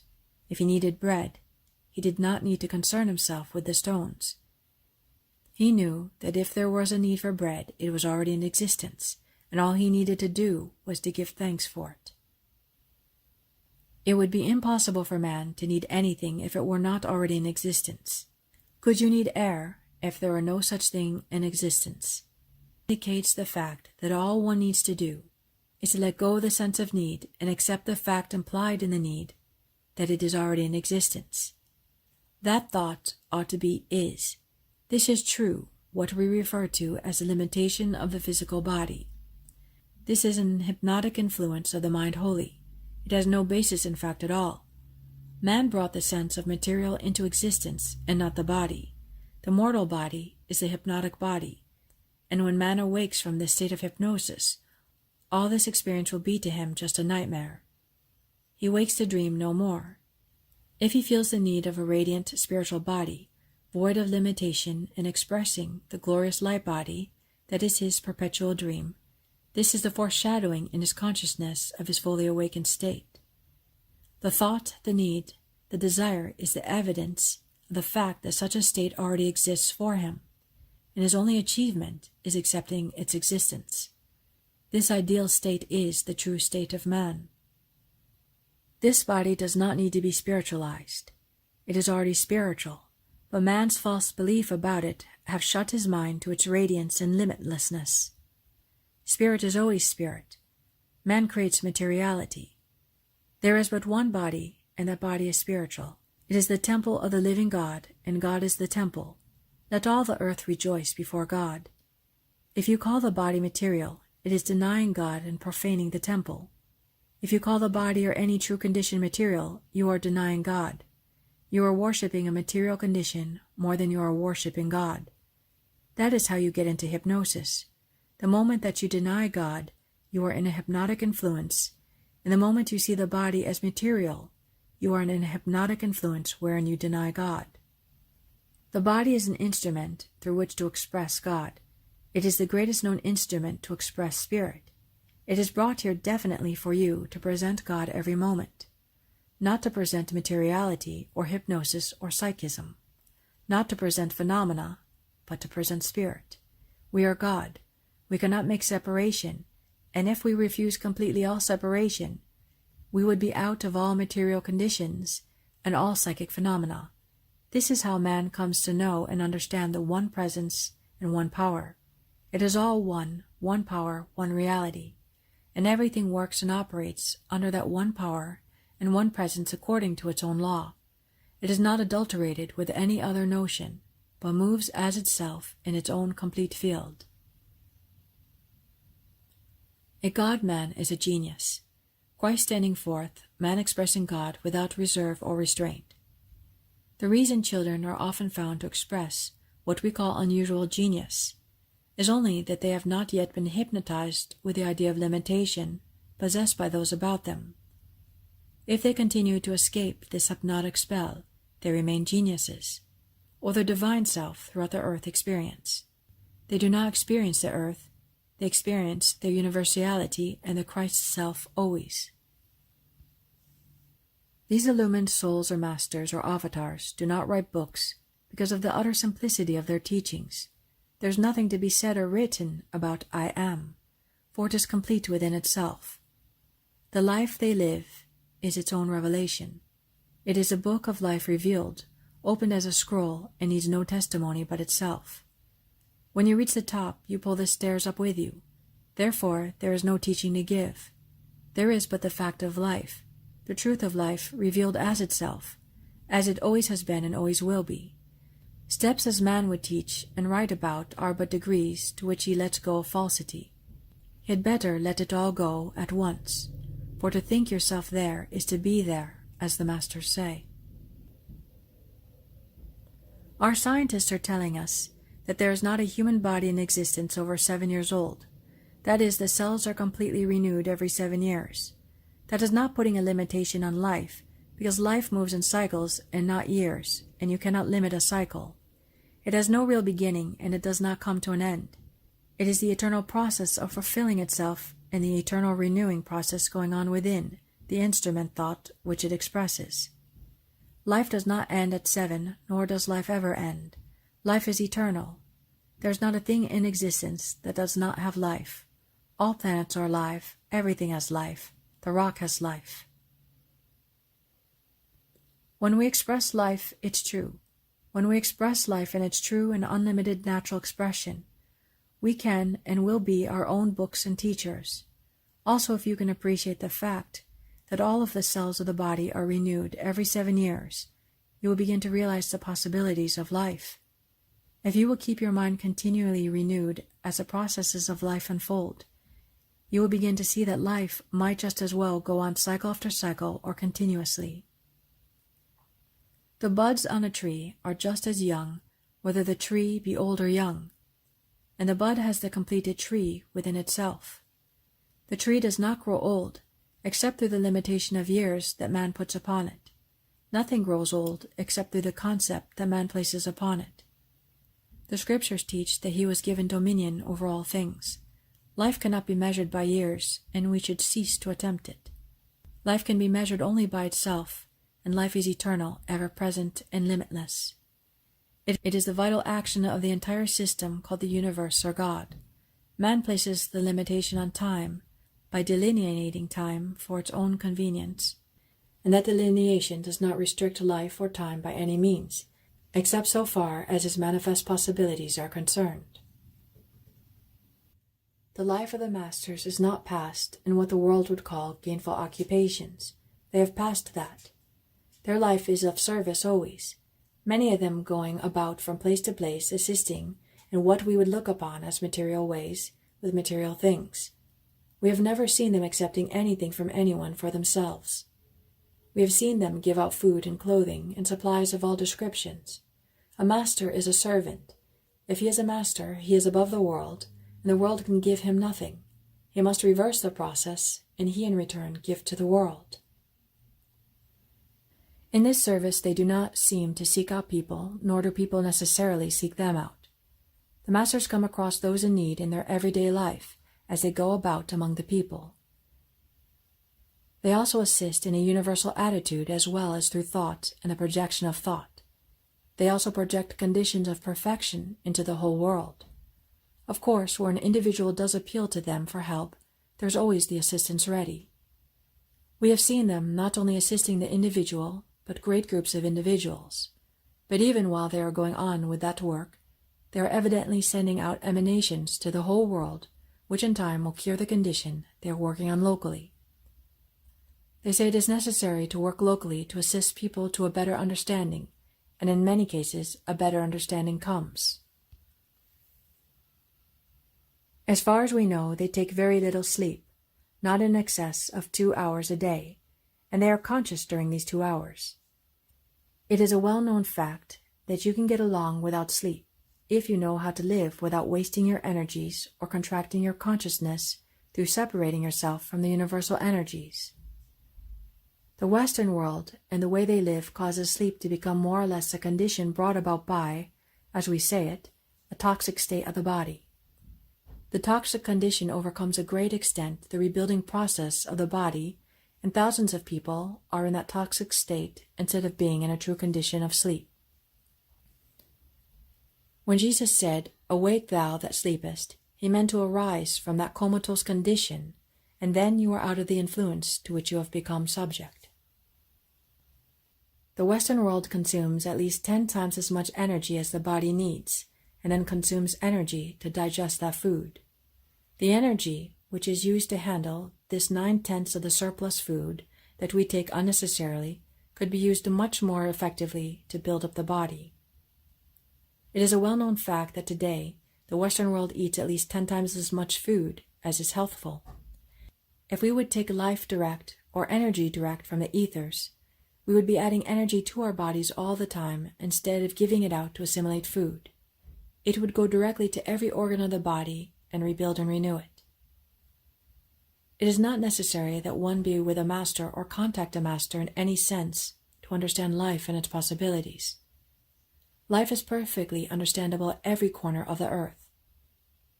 It is omnipresent, and anyone may contact it if he will return his attention in that direction and get away from the mere forms which life uses and through which life expresses. If you will take this simple attitude, that all the life that you can live is life, and begin to exalt life, you would then be doing what you would do if you were living with them. There is nothing phenomenal regarding their life at all. Usually people going to them look only for phenomena. If we live life, we cannot help but understand life. Life is a process of inward force working itself into outward form. It is the vital principle of the universe animating all space and all form. So many people have the notion that the masters lay down certain rules for your daily practice, a certain daily regimen of mental and physical exercises, but that is not so. There are many who lead out with this sort of teaching, of course, to the point where the student recognizes that he himself is a master. Then the way is opened to meet the actual master. The moment that man gets into his mind that there is any life to live other than the one life, he is out of harmony completely. The difficulty is with this mental application always. Man did not fall and die spiritually. He simply got himself out of harmony with life, and this resulted in all his difficulty. The moment life becomes hard, it is not life. That individual is out of life just to the degree that any inharmony develops, and this state should be a warning of him to get back into life as it is. Children are happy because they live life abundantly. They put no limitation upon life whatsoever. The moment we put limitation upon life, we cease to live abundantly. There is not a limiting condition in life. Life could not limit itself. It could not be kept away except through your own attitude of thought towards it. No two individuals have the same vision of life. It is quite often illustrated in this way. It is said that only children and sages are happy because the children has not developed a material sense of value, and the sages know that the material has no value. To them, form is not the point of consideration, but living life. One man may look at life through a very narrow opening in a wall. That person says, "I see all of life." The view may face a hill where there is nothing but rocks. The next may see trees. The next one sees animated forms moving about. If we look through but one small opening, we soon hypnotize ourselves into believing that there is no other life within the greater expanse of the universe of life. If we would take this attitude alone, see the universe as embodying and expressing the one infinite life, then we would expand our vision to take in all of life, and there would be no limitation whatever for us. It is a misconception to think that the masters live an ascetic life. We have never found them so living. You will find them in a loincloth or in the highest walks of life. You will not find them isolating themselves at all. There are a few, very few compared to the whole, living in seclusion in order to give out more fully to the whole world certain conditions for betterment. But they are only groups who come together for that specific purpose. They do not live an ascetic life at all. You may see a yogi living an ascetic life for a certain time for a certain purpose only, but then they never allow asceticism to become hypnotic. Yogi means living for a great experiment. Many of the so-called holy men of India live a complete ascetic life, but usually they are beggars and not masters. A great many of them are as dirty and as filthy as anything you can imagine. They are leeches on humanity and nothing else. But they are not the masters. Just because a man goes about saying mantrams or sitting in samadhi, he is not thereby a master. We have never known any one of those who have reached a high accomplishment begging of anyone, but they are giving all of their time to the betterment of humanity. They do not beg anything to give away even. They have, as they put it, all that they want and to spare always.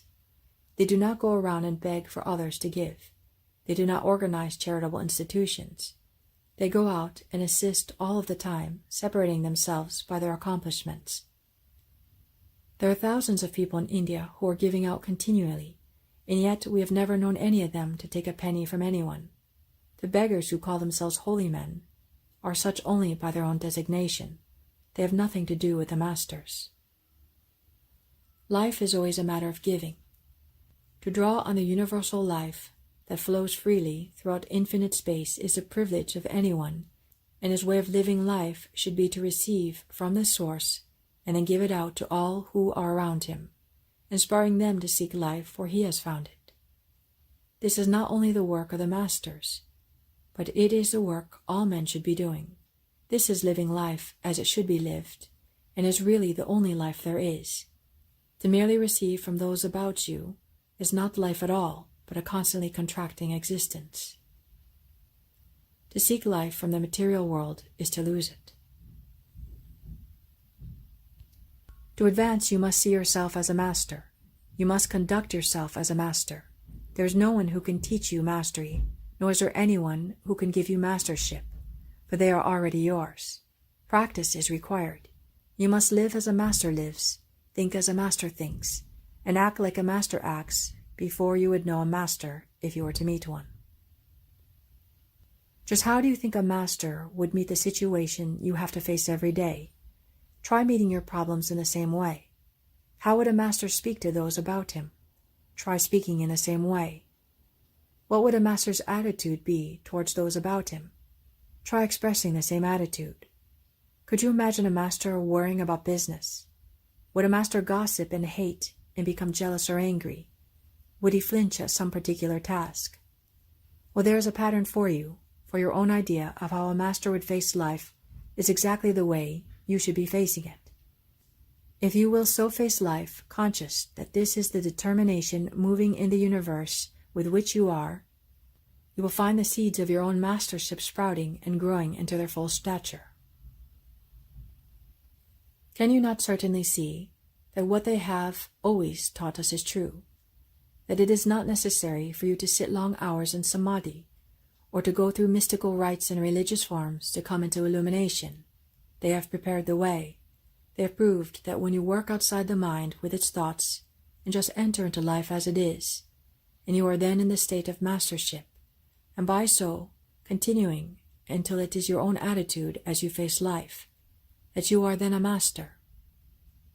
Drop that self which you seem to be and begin to live your life as you inherently feel you should live it, and you will find that to be truly your life.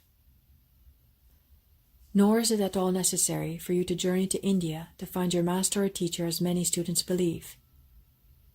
Your teacher and your master is your own self. The masters in Jesus do not journey in the world for their knowledge and power.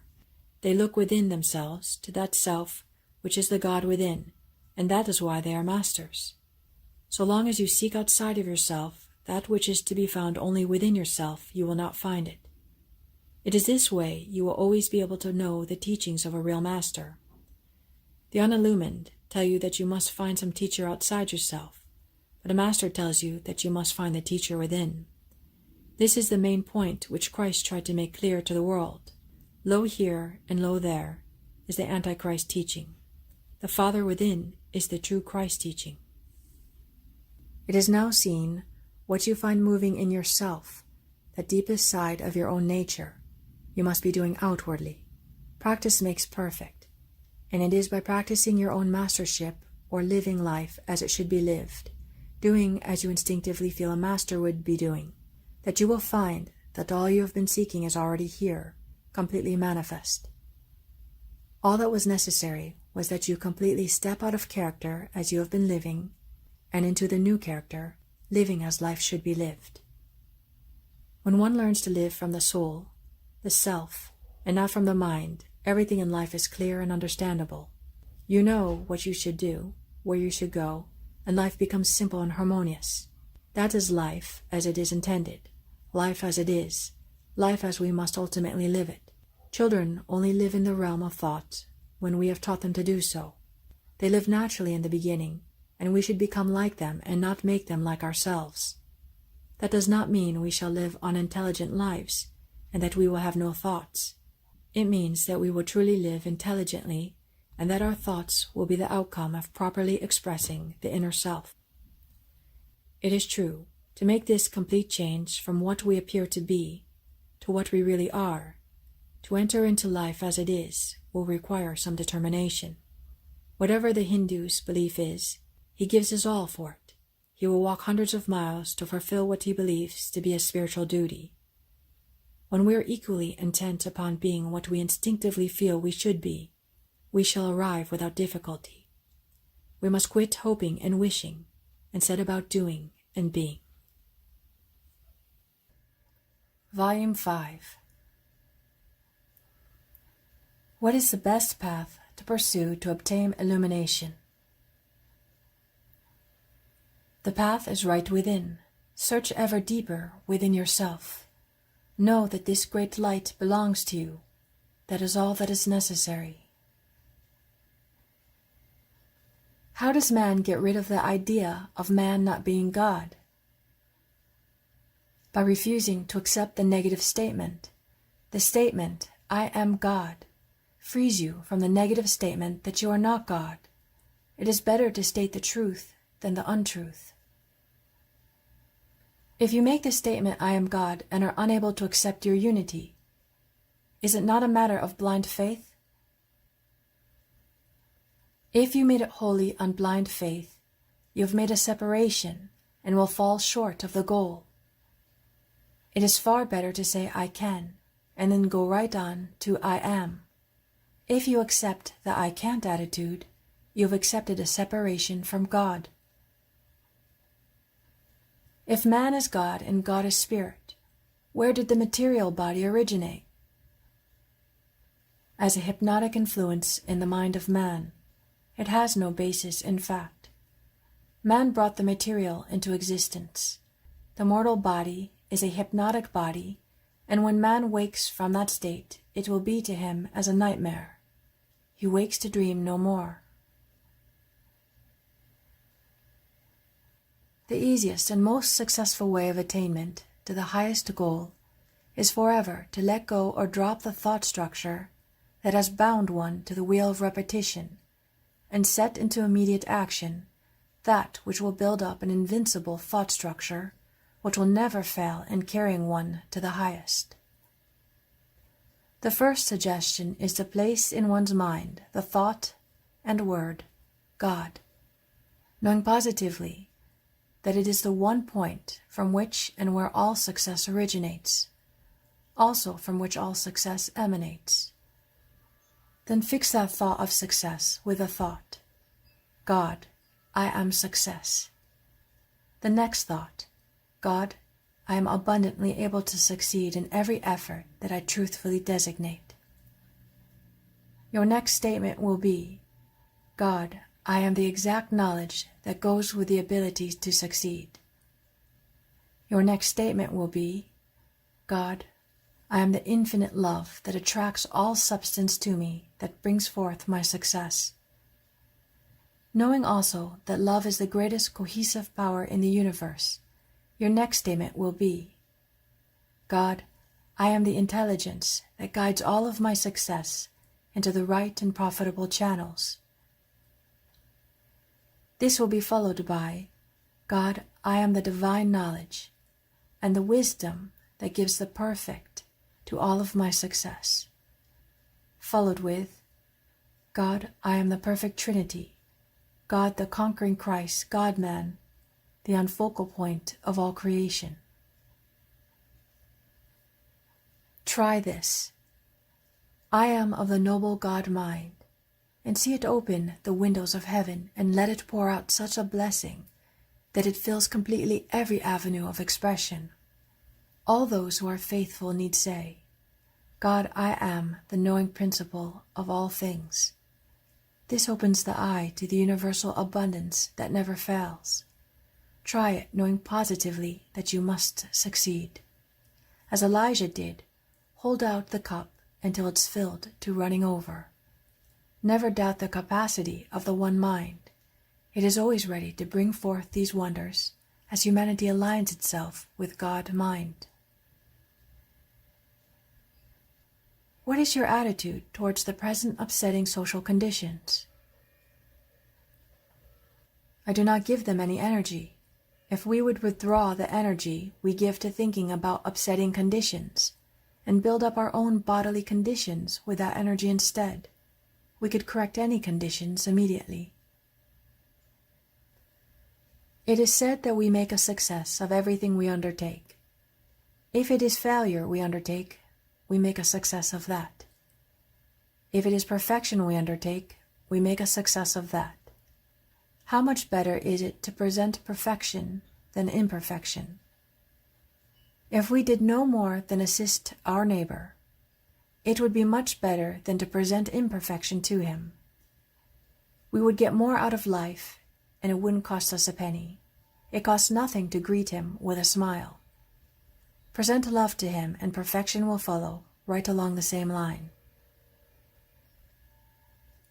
Think of an assemblage joining with just that one object in view: youth, beauty, purity, and perfection. Is it going to cost us anything to live by those ideals? If we would live with those ideals always foremost, we would change our conditions within a week's time. We have seen it accomplished within a moment. Talk to the divinity within.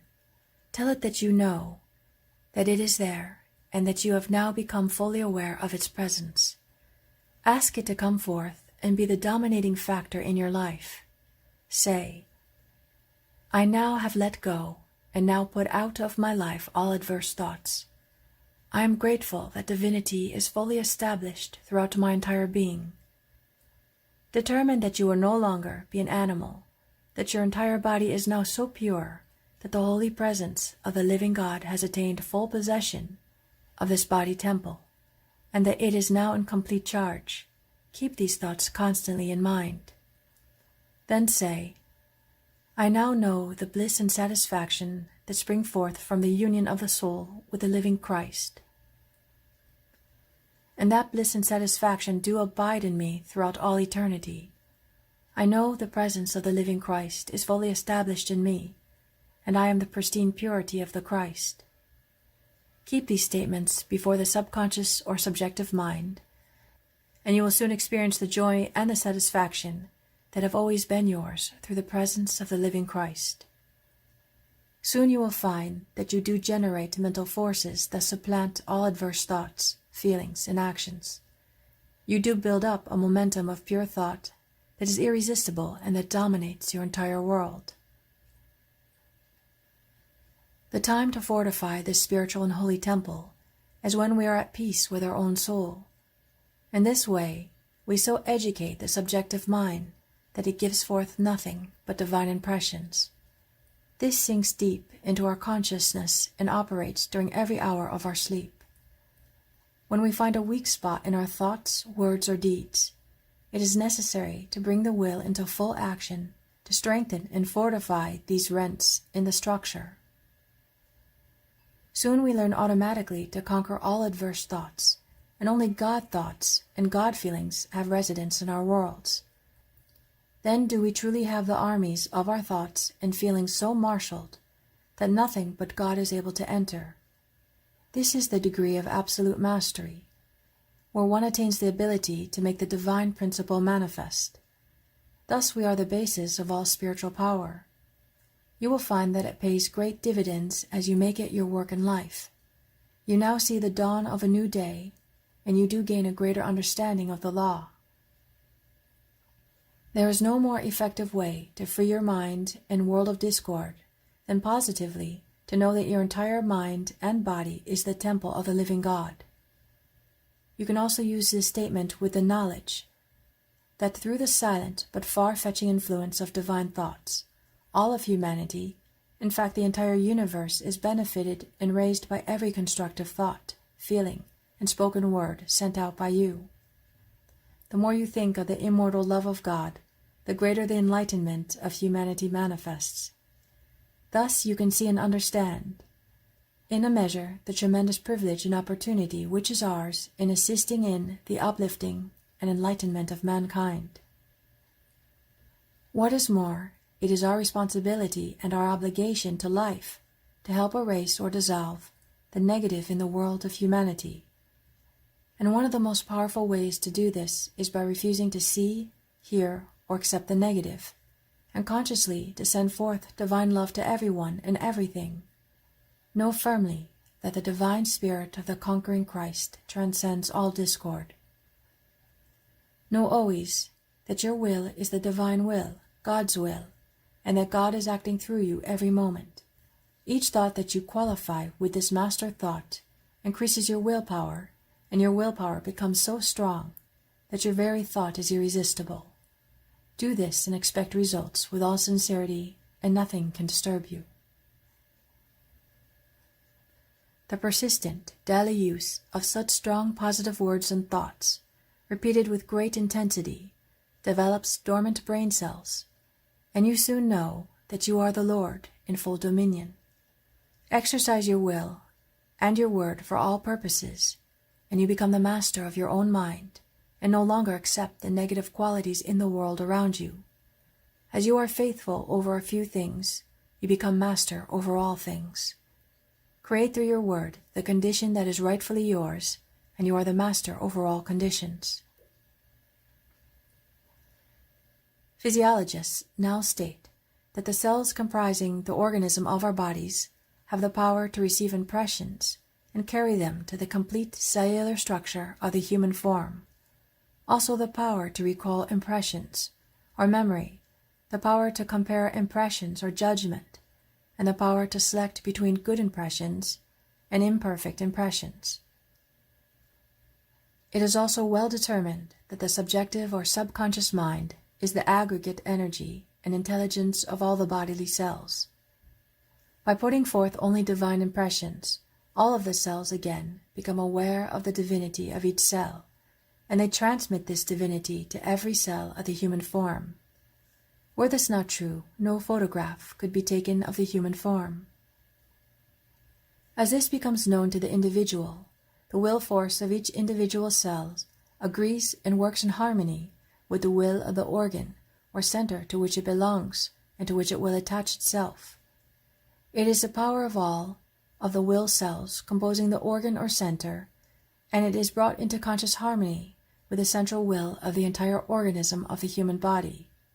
Then as we use the words, God I am, it is fully manifest through the entire bodily form. It also gives greater power to the next spoken words, such as, I am God power, I am all abundance, and so on. And through this word of power, I am free from all limitations. An incident that happened at Calcutta University.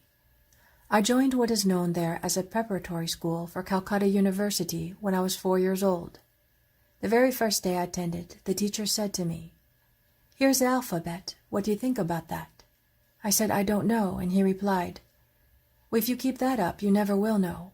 Now turn right around and let go of that I don't know, and know that you know what that is." And through that very thing I went through that school and went on and completed Calcutta University when I was 14 years old. These things are so simple we pass them up. We think when we go to the university that we have to get in and dig it all out of books. Anything that has ever been written in a book is already known. If you will take that position, you will know it too.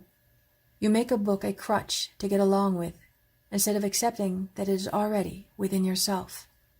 You are the master. You master those things. And that is possible in all walks of life. And we are beginning to recognize that as we learn to rise out of our negative conditions or consciousness, gradually we are learning that it has been no value to us, so why keep it up? The value is to know and be that very thing that you pronounce, and from there on you will continue to go ahead.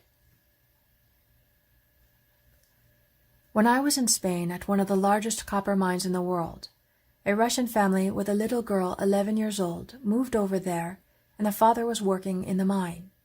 They told me their child had what was known as the healing touch. She would put her hand on a person and say, "I love you, and I love you so much that your illness has passed away. It is gone. I have filled that space with love." And we have found that to be true. In the case of a deformity, the body would become absolutely perfect. I saw a person in almost the last stage of epilepsy. This girl put her hand on that individual and said, "Your whole body is full of love, and I see only the light." In less than 3 minutes, that malady was gone completely. The light and love emanating from her being was so powerful, we could actually see it and feel it. When I was a small boy, I was playing with some of the children just outside of our home. Darkness was approaching very rapidly, for in India there is no twilight. One little boy picked up a stick and hit me across the arm and broke both bones, and my hand fell right back. Of course, at first it was terribly painful, and then my thoughts went to the statement I had been given by my teacher: "Go into the darkness and put your hand in the hand of God, for that is better than a light and safer than a known way."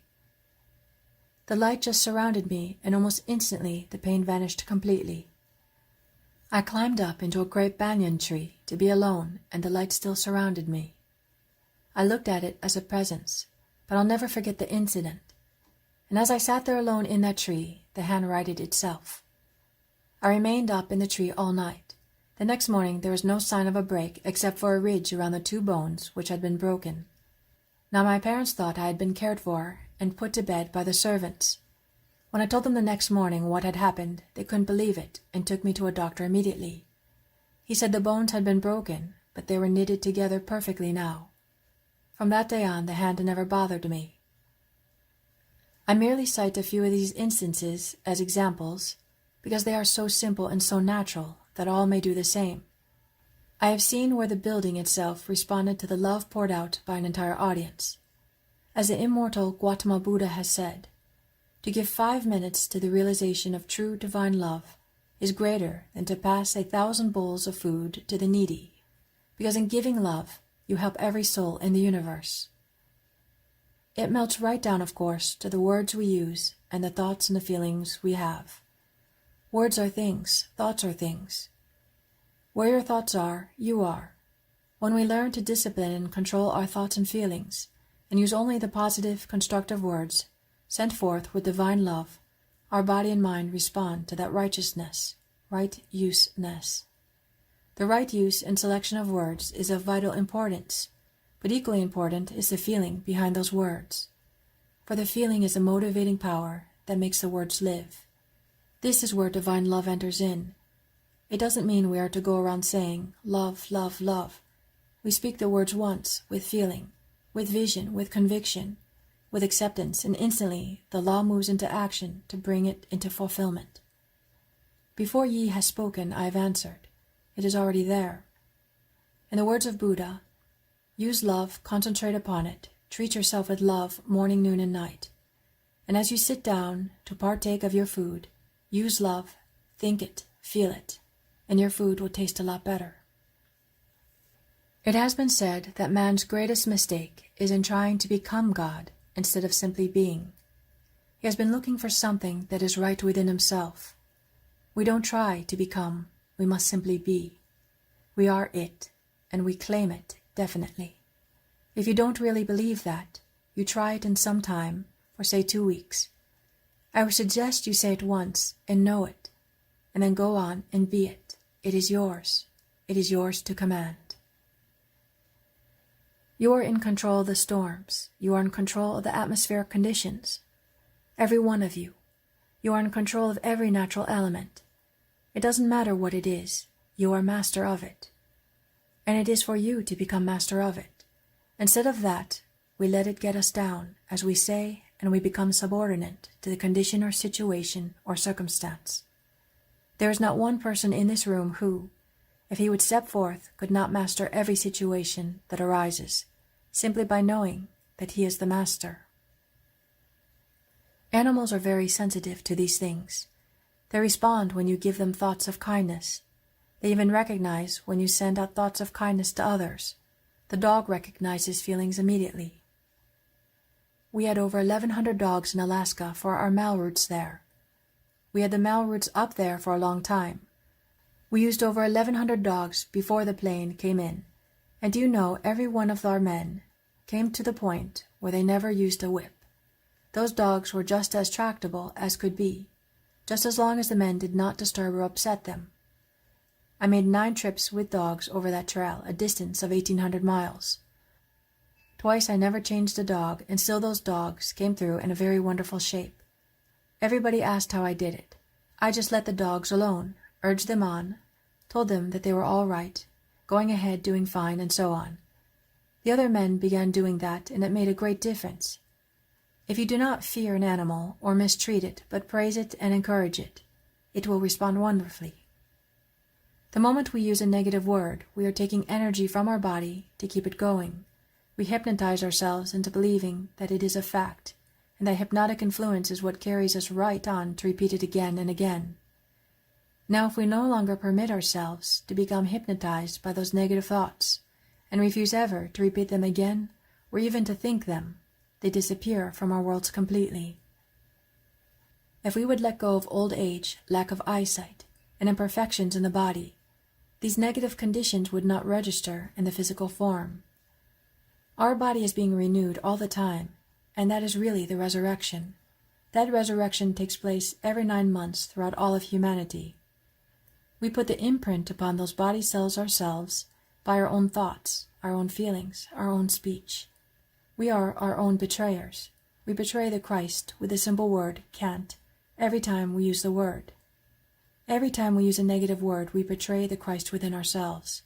Let us therefore extol the Christ, bless the body for its service, give praise and thanks for our countless blessings, and be the living manifestation of the law of every moment.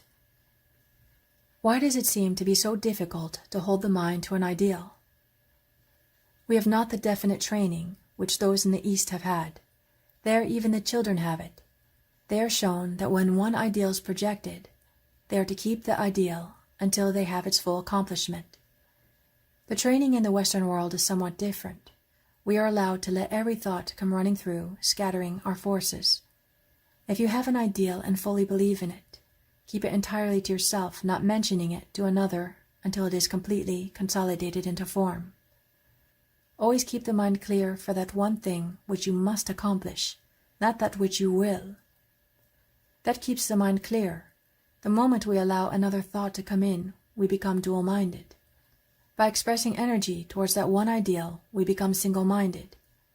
Nor would we get into a rut or become one-track-minded, for we would not need to dwell on that ideal for more than an instant if we directed every force towards it and did not scatter our forces.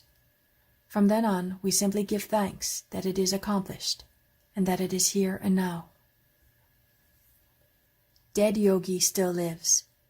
Read the headlines in the Los Angeles papers in reporting the passing of Paramahansa Yogananda, founder of the Self-Realization Fellowship in Los Angeles, California. Mortuary technicians today revealed the amazing story of Paramahansa Yogananda as his body lay in a state of self-realization headquarters here. They say his body is still not technically dead 20 days after his death.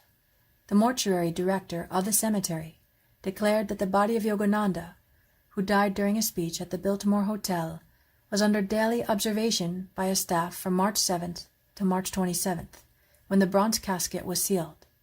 The absence of any visual signs of decay in the body of Paramahansa Yogananda offers the most extraordinary case in our experience, said the mortuary director in notarized letter to Self-Realization Fellowship. Now, in reference to Yogananda's body, that was not a miracle. We have seen bodies that have been lying in suspended animation, it has been claimed, for 600 years. My great-great-grandfather observed such a body a long time ago. That is just north of the line between Kashmir and the Pakistan of today, and it has been there ever since. That body, of course, was laid down as a sign of the displeasure aroused in India, first by the Mohammedan invasion, then child marriage, and also the deep caste system that invaded India. It was lain there ever since. It is about 14 years since I last saw the body. Also, I was in the vicinity during the First World War. At that time, there were over 200 British soldiers trapped in the mountains north of this place, and they asked for safe transportation through this country. And as they came out into India, again they observed the body. The captain has spent a great many years in India, and had a great respect for the Hindu people, and they also respected him. He explained to his soldiers that if they wished to observe the body, the company would halt there to see it, but they must give their word of honor that they would not attempt to touch the body, thus conforming to the wish of the people and the community. So many people have gone to view that body that the flagstones that lie around the canopy where this body is lying are worn through.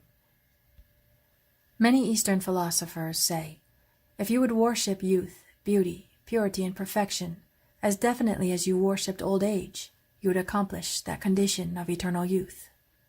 You would achieve eternal youth. In fact, you could not do otherwise. This is not by any means to decry old age, but it is to show the attitude of thought that brings it on. Would it not be better to reverence men for the youth, beauty, and measure of perfection they express, rather than for an old age? The very ideal belongs to a body widely accepted as created in the image of its maker. The divinity that man accepts as belonging to him reaches in highest expression in youth, beauty, and purity. We project conditions for ourselves to follow. We all admit that we can use it with the wrong attitude. But if we work towards perfection, perfection must result. No one accomplishes anything unless he becomes one with the object, forgetting all other conditions. Bringing it down to a very simple fact. If we state definite, positive ideas for ourselves to accomplish, then we do accomplish those very conditions readily. One point, one direction. Never allow the thought to vary for an instant to any negative condition. We have seen many changes in healings, positive conditions brought out of negative surroundings without a word being spoken. This has been evidence to us that the principle does manifest with every attitude of positive thought. But the thoughts must always be conclusively positive. Those who have developed the power to accomplish these things at will, we know as masters, because they have mastered the forces of nature. They do not deal with conditions as if perfections were a rare phenomenon. Perfection is a natural state which may be attained by following natural conclusions. Always. Your body is indestructible.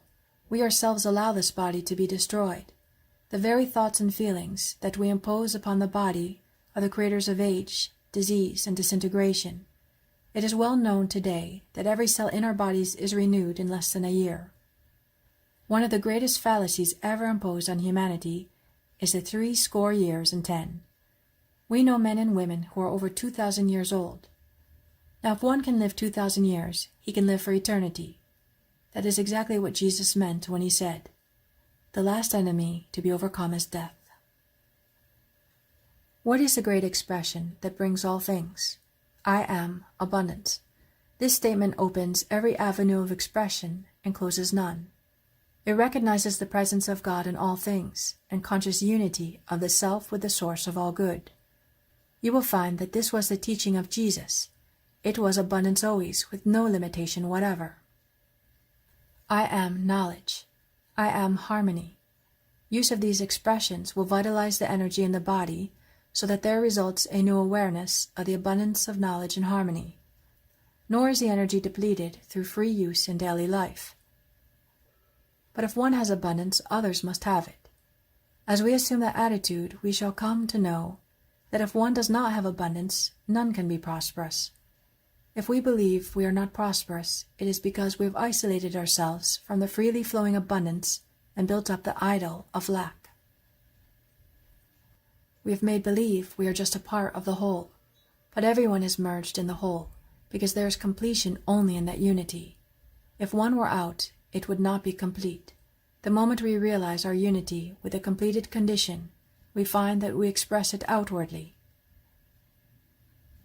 Worship of God with all our hearts and all our strength frees us from conditions of limitation.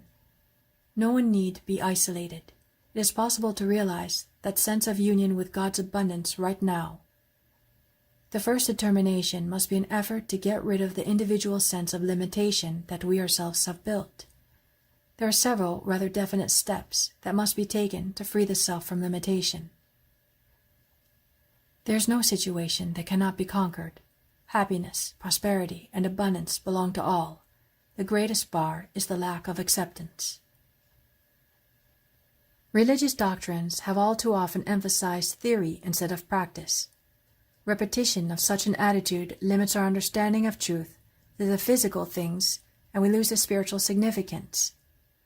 When Jesus was asked regarding the answer of prayer, he said that the reason prayer was not answered was that the asking had been amiss.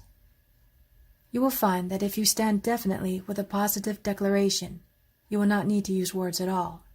The moment that you realize within yourself that abundance already exists for you, at that very moment the condition manifests for you, then you do not need outside suggestion. You are in perfect harmony with principle. The instant you think of any condition, you are one with it. You will find that if you stand definitely with a situation, you will never need to repeat a petition. It is finished before you ask. Jesus said, "While they are asking, I have heard." Then he went right on and said, "Before it is spoken, it is already accomplished." Do we need to go on asking for a condition that is already accomplished? How many times can a condition be completed? Need we beg for something that is already ours? No. You can trace the lives of our greatest men and see how they accepted accomplishment. Deep in the subconscious, the way of accomplishment already existed. With freedom from any sense of limitation, they were able to express that which already existed. It is through complete lack of division that we stand as principle.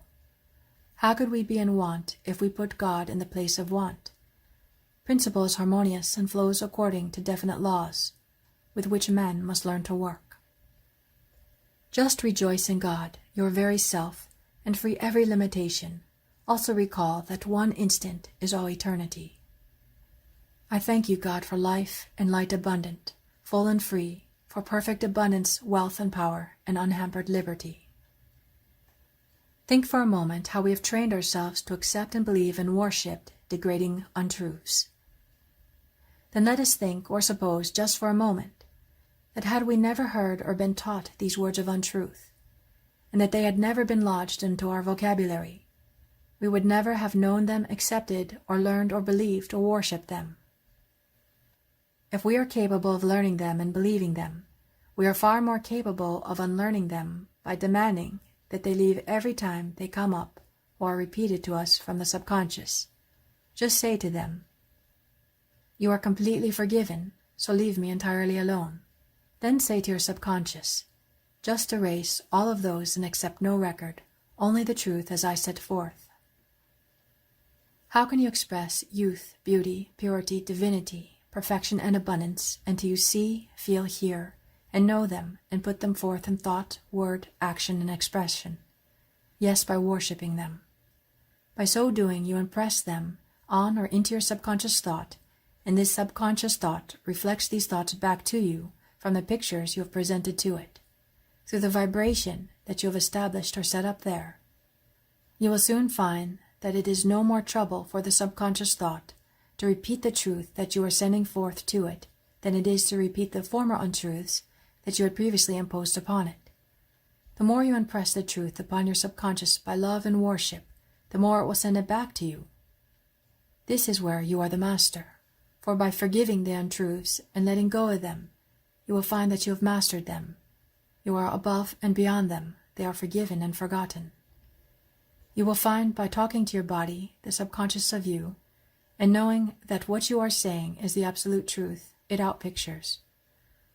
For if this that you are telling the body is not the truth, you would not have a body. You would in no way be able to think, act, move, speak, feel, see, hear, breathe, or live. Here is a story of Luther Burbank. One Sunday afternoon, as he walked with his father over to visit a neighbor, they took a short-cut through the fields and passed through a potato patch. As children will do, little Luther Burbank ran ahead. It was at a time when the potato blooms were ripening. One stem was standing up a little higher than all the others, and Luther stopped to look at it. And his father said, when he came up, that the flower was waving back and forth, and the boy said to him, "Papa, that's talking to me." "Well," the father told my father, "I thought the boy was going wrong, and I hurried him on and went over to the neighbor's." All the time they were there, Luther was anxious to return, and finally, about 3:30, they started homeward. They returned through the same potato field, the boy rushing ahead and going directly to the same plant. There was a great calm over the field, not a leaf moved. When the father came up to where the boy was standing, the tall seed pod was moving again back and forth, and Luther said, "Papa, I want to stay here. Jesus is talking to me and telling me what to do." His father took him home and made him do his chores and sent him to bed. In a short time he found him stealing downstairs and trying to get out of the house. He was sent back to bed 3 different times that night. By that time it was 11 o'clock, and the parents thought the boy was asleep for the night. The next morning Luther was missing.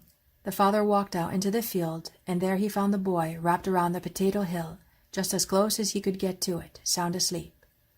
When he was awakened, he said, "Papa, Jesus talked with me all night long, and he told me that if I would watch the little bulb until it ripened, take it and preserve it, and plant the seed the next spring, then when it developed there would be one potato there that would make me famous." And that is just what happened. Luther Burbank also worked with the cactus. he took the prickly pear and put it into a glass cage where it was protected. For 5.5 months, he sat before the case 1 hour each day and talked to that prickly pear something like this. Now you are protected. You don't need those spikes. Let them go. In 7.5 months, the spikes had dropped off. He had the spikeless cactus. Luther Burbank used to say, "Why, I walk and talk with Jesus, and he with me. He teaches me. He tells me what to do." F. L. Rawson was a brother to Sir Rawson Rawson, one of the great engineers of England. He was called in by the Daily Mail to investigate Christian Science, and he did such a remarkable work that they were all astonished. His first statement was, "There is nothing but God in God's perfect world. Man is the image, the likeness, passing on God's ideas to his fellow man with perfect regularity and ease." One day when I was visiting Mr. Rawson in London, we stood at a window looking out across the street. In London years ago, they used 2-wheel carts drawn by 1 horse.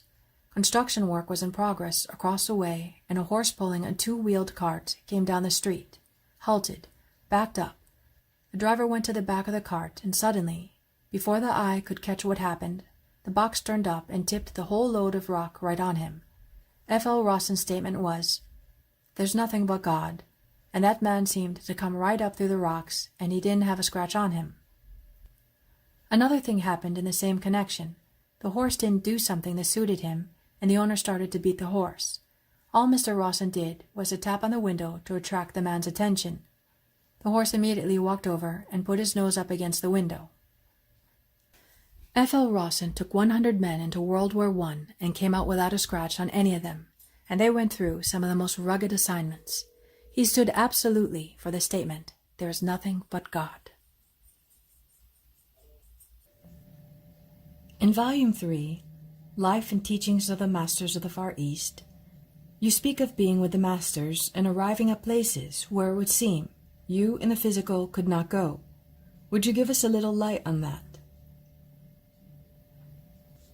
Many times the transference of our bodies was without our knowledge.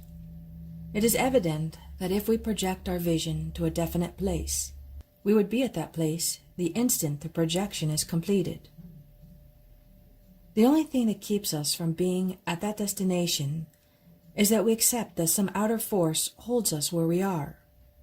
If we would let go of that limitation, we would be in the place we vision instantly. We would be in perfect harmony with a condition that would take us instantly to the place where our vision is located. The vibration of the body transferred is much higher. It becomes one with those vibrations which operate at a greater frequency. We have an electronic body which is with us always, and that body is the body in which we actually live. It is only another determination for the actual life we live. As a matter of fact, we have one body in which we live that has all the attributes of being. If we do not make a division, we could be wherever we willed instantly. It is possible to leave behind this body, but it is the greater thing to take it with you always. Does every soul have to make the ascension as did Jesus? No, but they will make the ascension as they see it. You are never bound to any one condition or any form of condition. You are bound to your own determination of that condition. You are perfectly free to make the ascension at any instant, and you are always living to a higher level because you are presenting that ideal. What about those who are supposed to have died?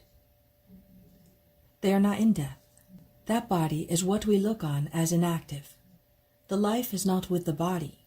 It has left that body and goes on just the same. It is only a change, and the death is a mistaken idea. How will we be able to contact these masters and work with these laws? If we cannot demonstrate them, we feel hopeless. We must take the attitude that we know these things exist, and then work with them. These masters work with everyone. If we accept the conditions, we bring them forth and do live one with them. No one can give you the things they have. They can only show you the way. We must accomplish from within, because everything is within ourselves. Bringing it forth requires that we accept that it is there, that it is completed and for us. Are your books actual experience or inspiration? Those books contain the experiences we had with those people for 3.5 years. Everything recorded actually happened, and it happened in the physical. Those people function wholly in spiritual conditions, but they are actually the same as our physical conditions. We have our original notes, and the experiences related in the books were taken wholly from those notes. We were invited to bring with us whom we pleased. We chose the most skeptical scientific people. We have the reports of all, and all concur in our conclusions. All state that they went doubting and came away fully believing in the existence of these great conditions. I do not blame you for not believing. We did not believe these things would be universally believed. We believed that each individual should inquire. It was necessary for us to bring these things to a point where we could believe them ourselves. I had many experiences with these things before I went on the expedition. I went doubting, but it was less than 3 weeks after the onset of the expedition that my doubts were cleared. How is it possible to bring about a great change under our present conditions in which people are drinking, gambling, smoking, and doing everything that is bad? The very expressions you have used allow those conditions to go on today. We use such thoughtless words that we allow those conditions to continue. It is better to say that nothing but good and perfect can be. See absolute perfection for all. Do you mean that facts are changed by words and thoughts? It is not what the other fellow thinks. It is what we think that brings about conditions. Our thoughts are creative of the very condition. Any person can return those thoughts with such dynamic force that they would destroy the person sending out the thoughts. Are we then not responsible? Should we objectify our desires or put them forth in definite form, knowing that they are already in existence? Should we say that we want a thing, or should we say, God's will be done? If we say God's will be done, that is the highest attitude. If we say that a thing is ours, that puts us in an attitude of thought of accepting that it is ours. You could not think of a thing unless it was already in existence for you. Every expression can be carried out with that thought in view. Take the attitude that you are one with it and that it is yours to bring forth. Do you think all humanity could raise itself in one incarnation? Yes, this very instant. It is man's rightful inheritance. It is here for us. Had it not been here and already accomplished, we would never have thought of it. Tell us of the separation of planets. Is that the way you account for the distribution of life on other planets? With the right conditions, life could spring up on any planet. Each planet is born from the sun and goes on until human life develops on it. Human life is exactly similar to a planet and is capable of expressing all life. Man has lowered himself by the thoughts he has taken and has been held in the conditions of today, becoming subservient instead of a master. Really, everything is accomplished, and all man has to do is accept it.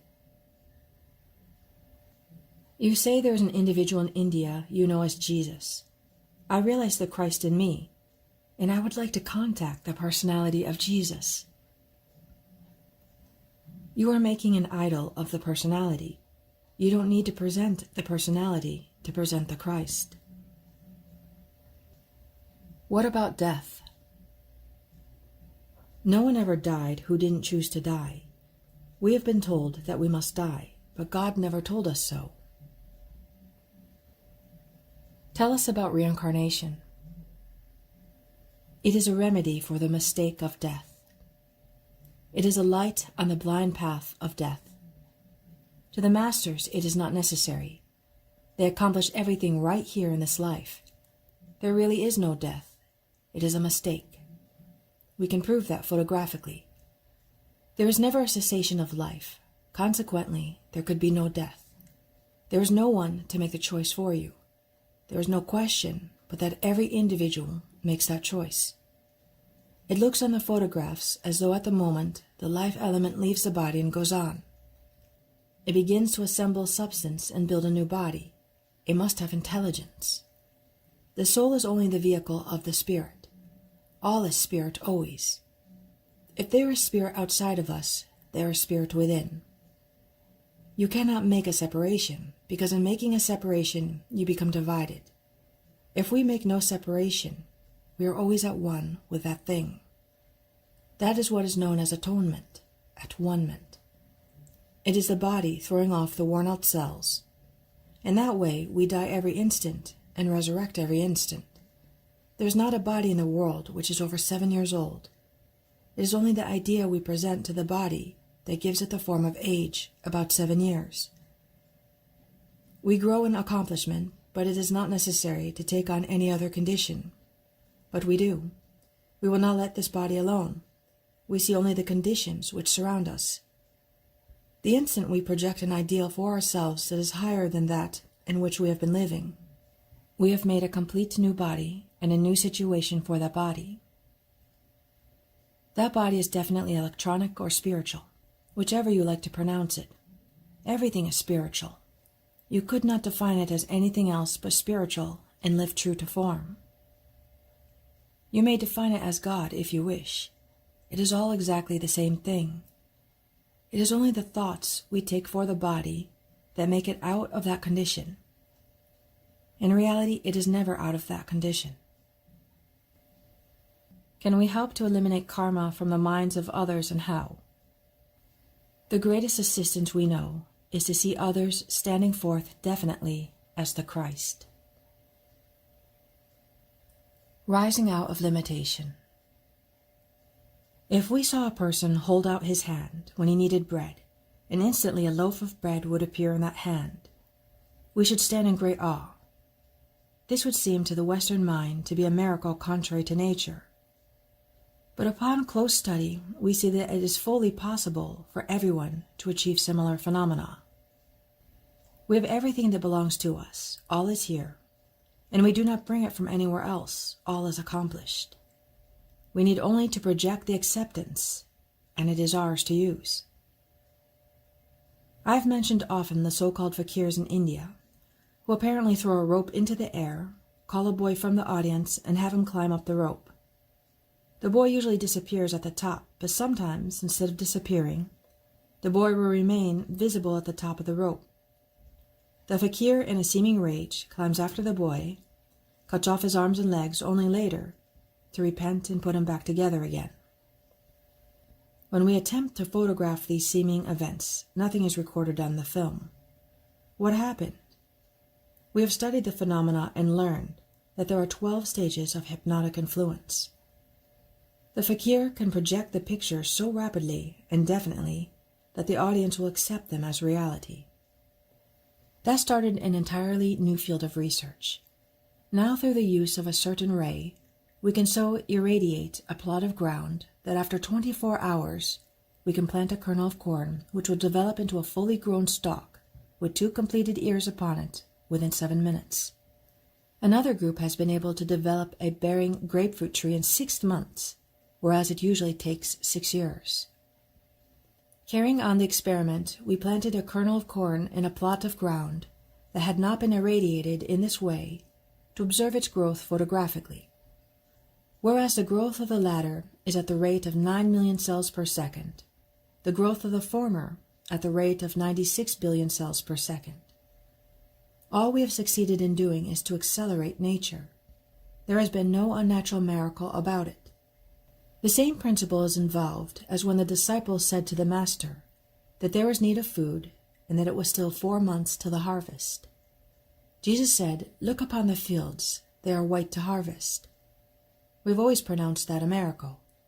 But Jesus explained that it was no miracle and that the slow process we accept as natural is not natural. We, in our lack of progress, put nature back to where it responds to our limitations.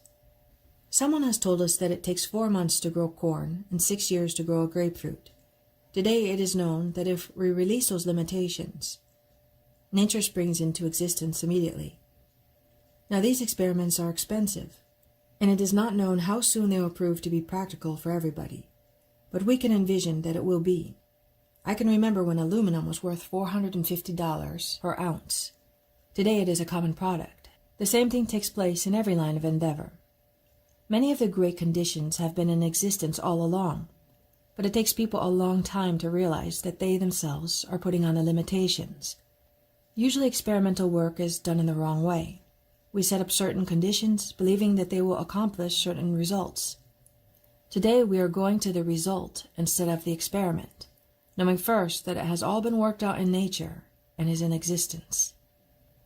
You can leave a seed in a metal receptacle, and it will not germinate unless someone comes along who can present life to it. It is known today that there are people who can so project life that it will penetrate every substance. The moment the seed comes in contact with the life emanation that has been put forth, you can observe that vibration dropping right down to the heart of that seed, where it begins the process of growth. There is a man on the Pacific coast who can germinate life in seeds to 90%, where before the percentage was only 30%. Experiments are being made with soil whereby production can be stepped up considerably more. We put the limitations on nature. Nature works in complete harmony with us, and that harmony is instantaneous when we allow the response to come forth. There is not a blade of grass, not a tree, not a flower in existence, but that it came into existence first, through the projection of life from the individual. There is an artist who has made some remarkable experiments. He paints on his canvas the color he wants the plant before him to take on. And as a result, we have some of the most beautiful flowers. Then he can take a cactus and place it in a glass case.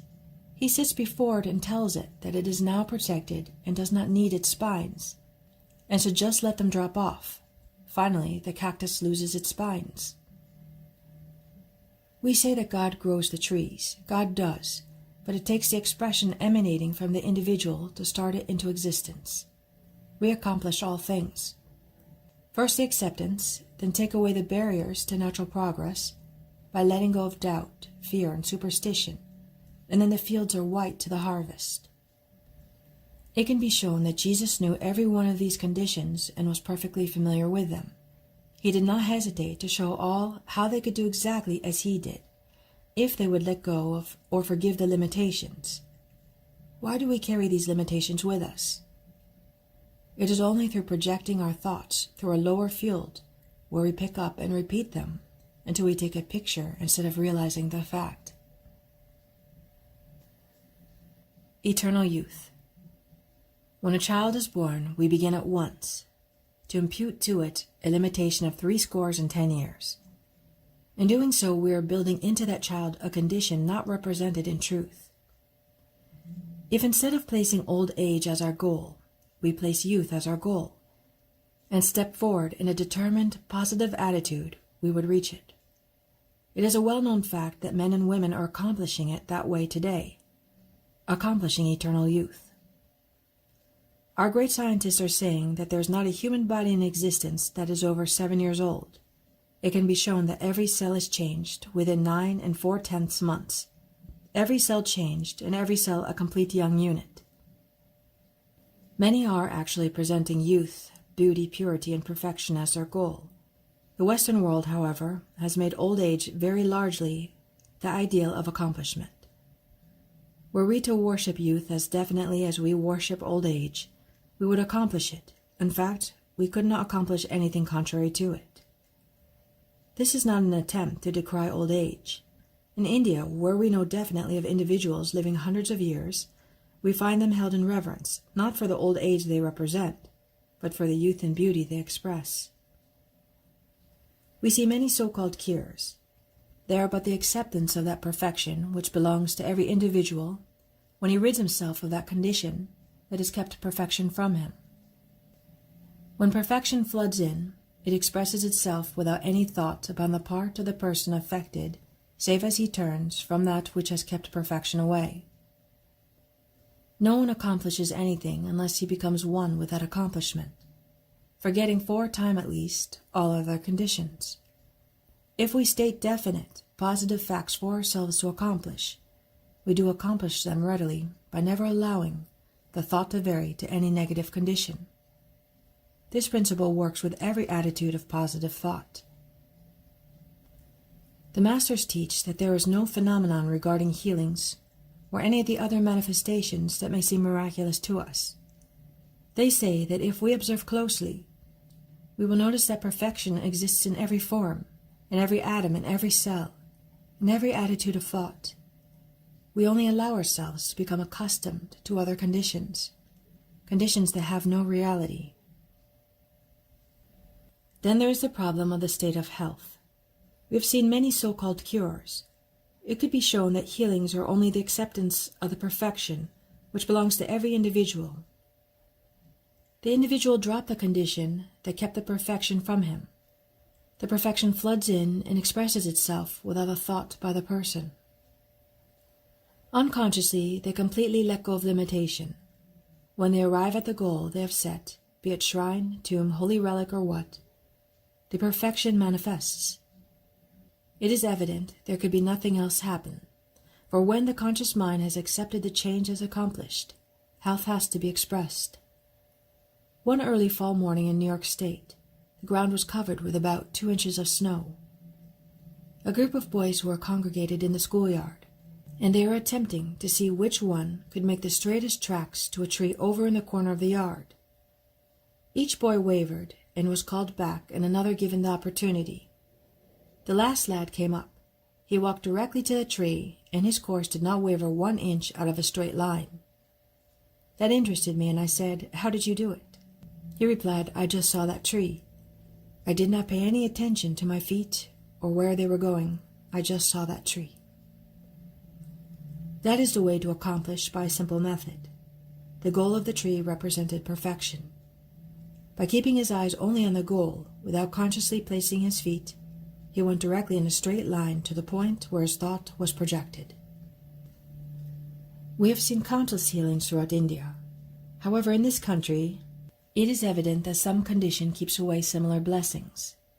Evidently, the bars that are thrown up are the lack of belief or faith. Perfection always exists in every form. Every atom is perfect.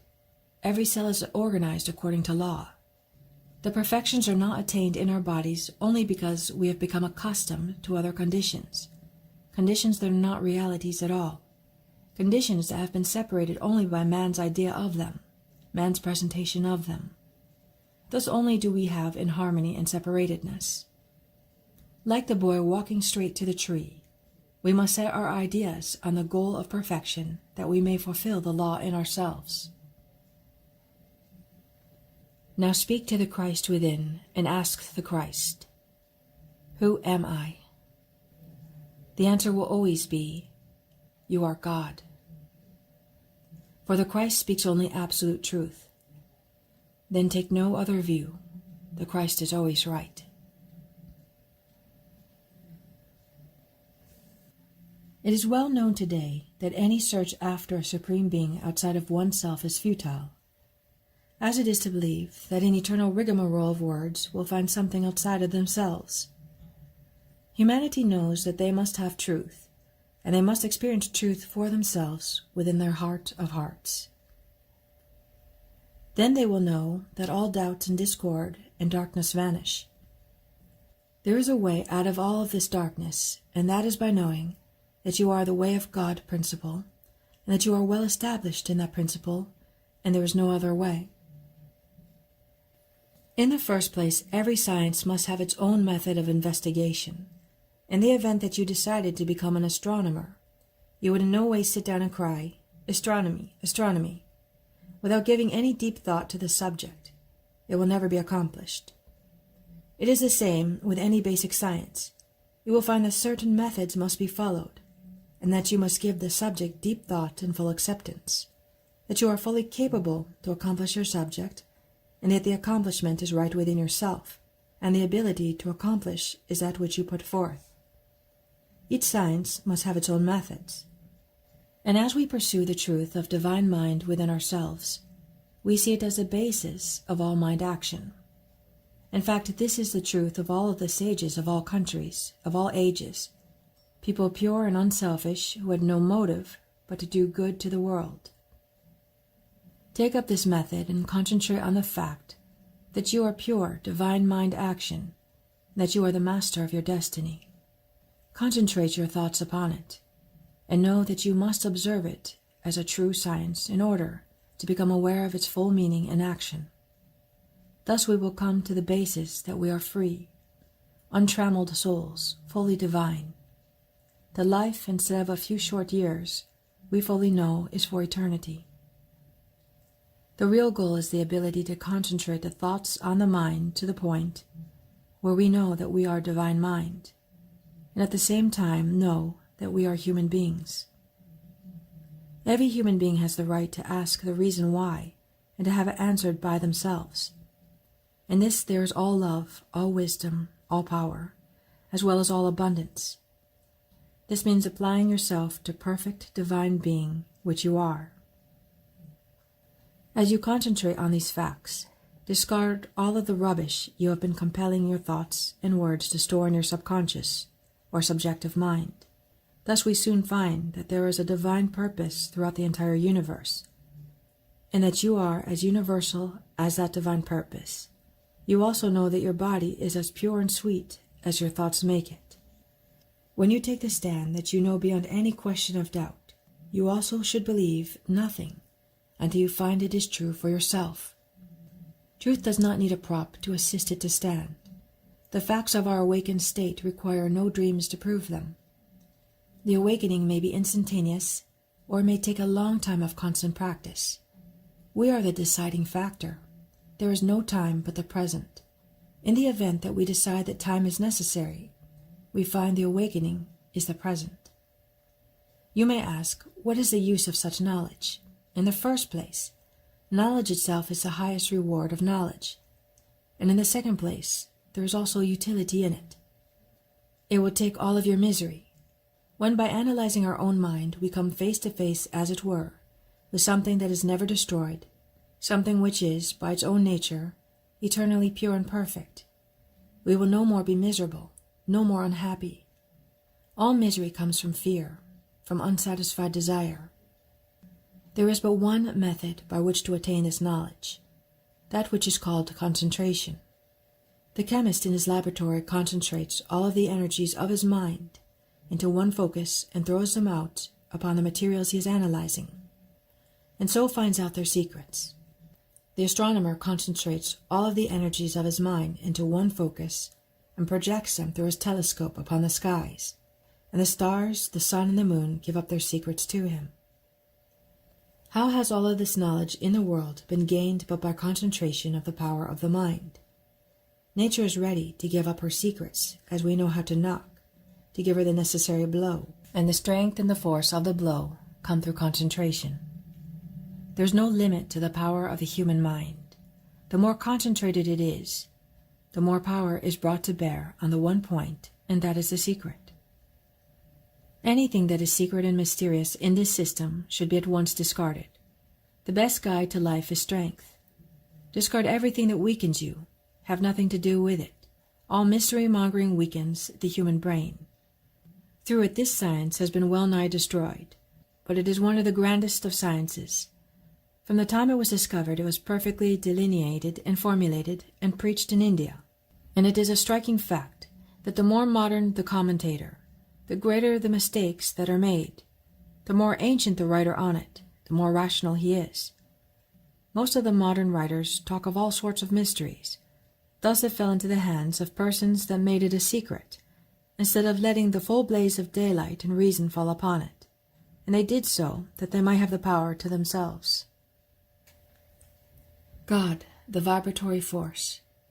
God is that vibratory force or power that all are able to set in motion all about you, which shows you that you are able to set it in motion.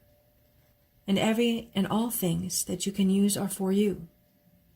God never acts unless man and God act together as one.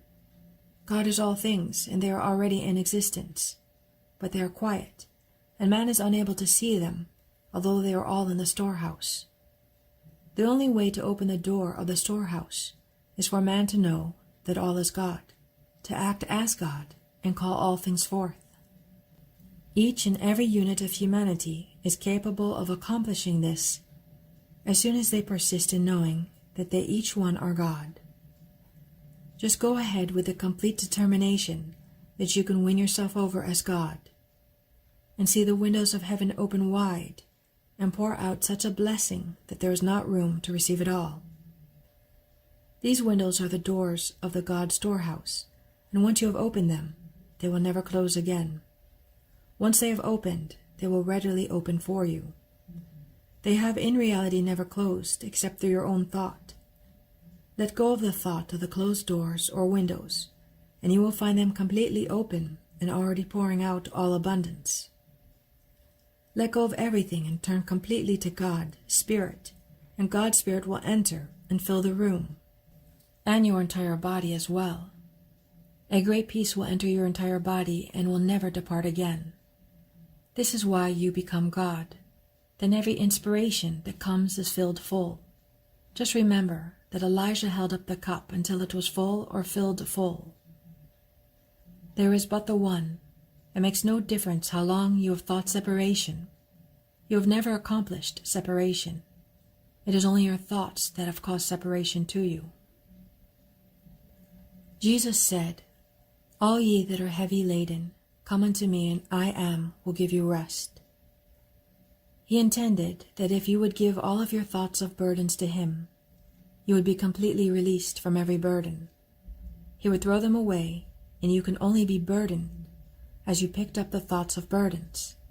This is a simple way of your release from burdens. Just let go of the thoughts of burdens, and you are completely relieved from them. The conquering Christ gives you perfect freedom. You soar with the birds in perfect freedom. Give the conquering Christ within you the opportunity to free you. This concludes my favorite quotes from Baird T. Spalding's Life and Teaching of the Masters of the Far East. Baird T. Spalding's descriptions of his Far East travels have played a very important role in introducing to the Western world the knowledge there are many masters who are assisting and guiding the destinies of mankind. His encounters with the masters present a dramatic unfoldment of spiritual teachings and episodes unparalleled in all of Western literature.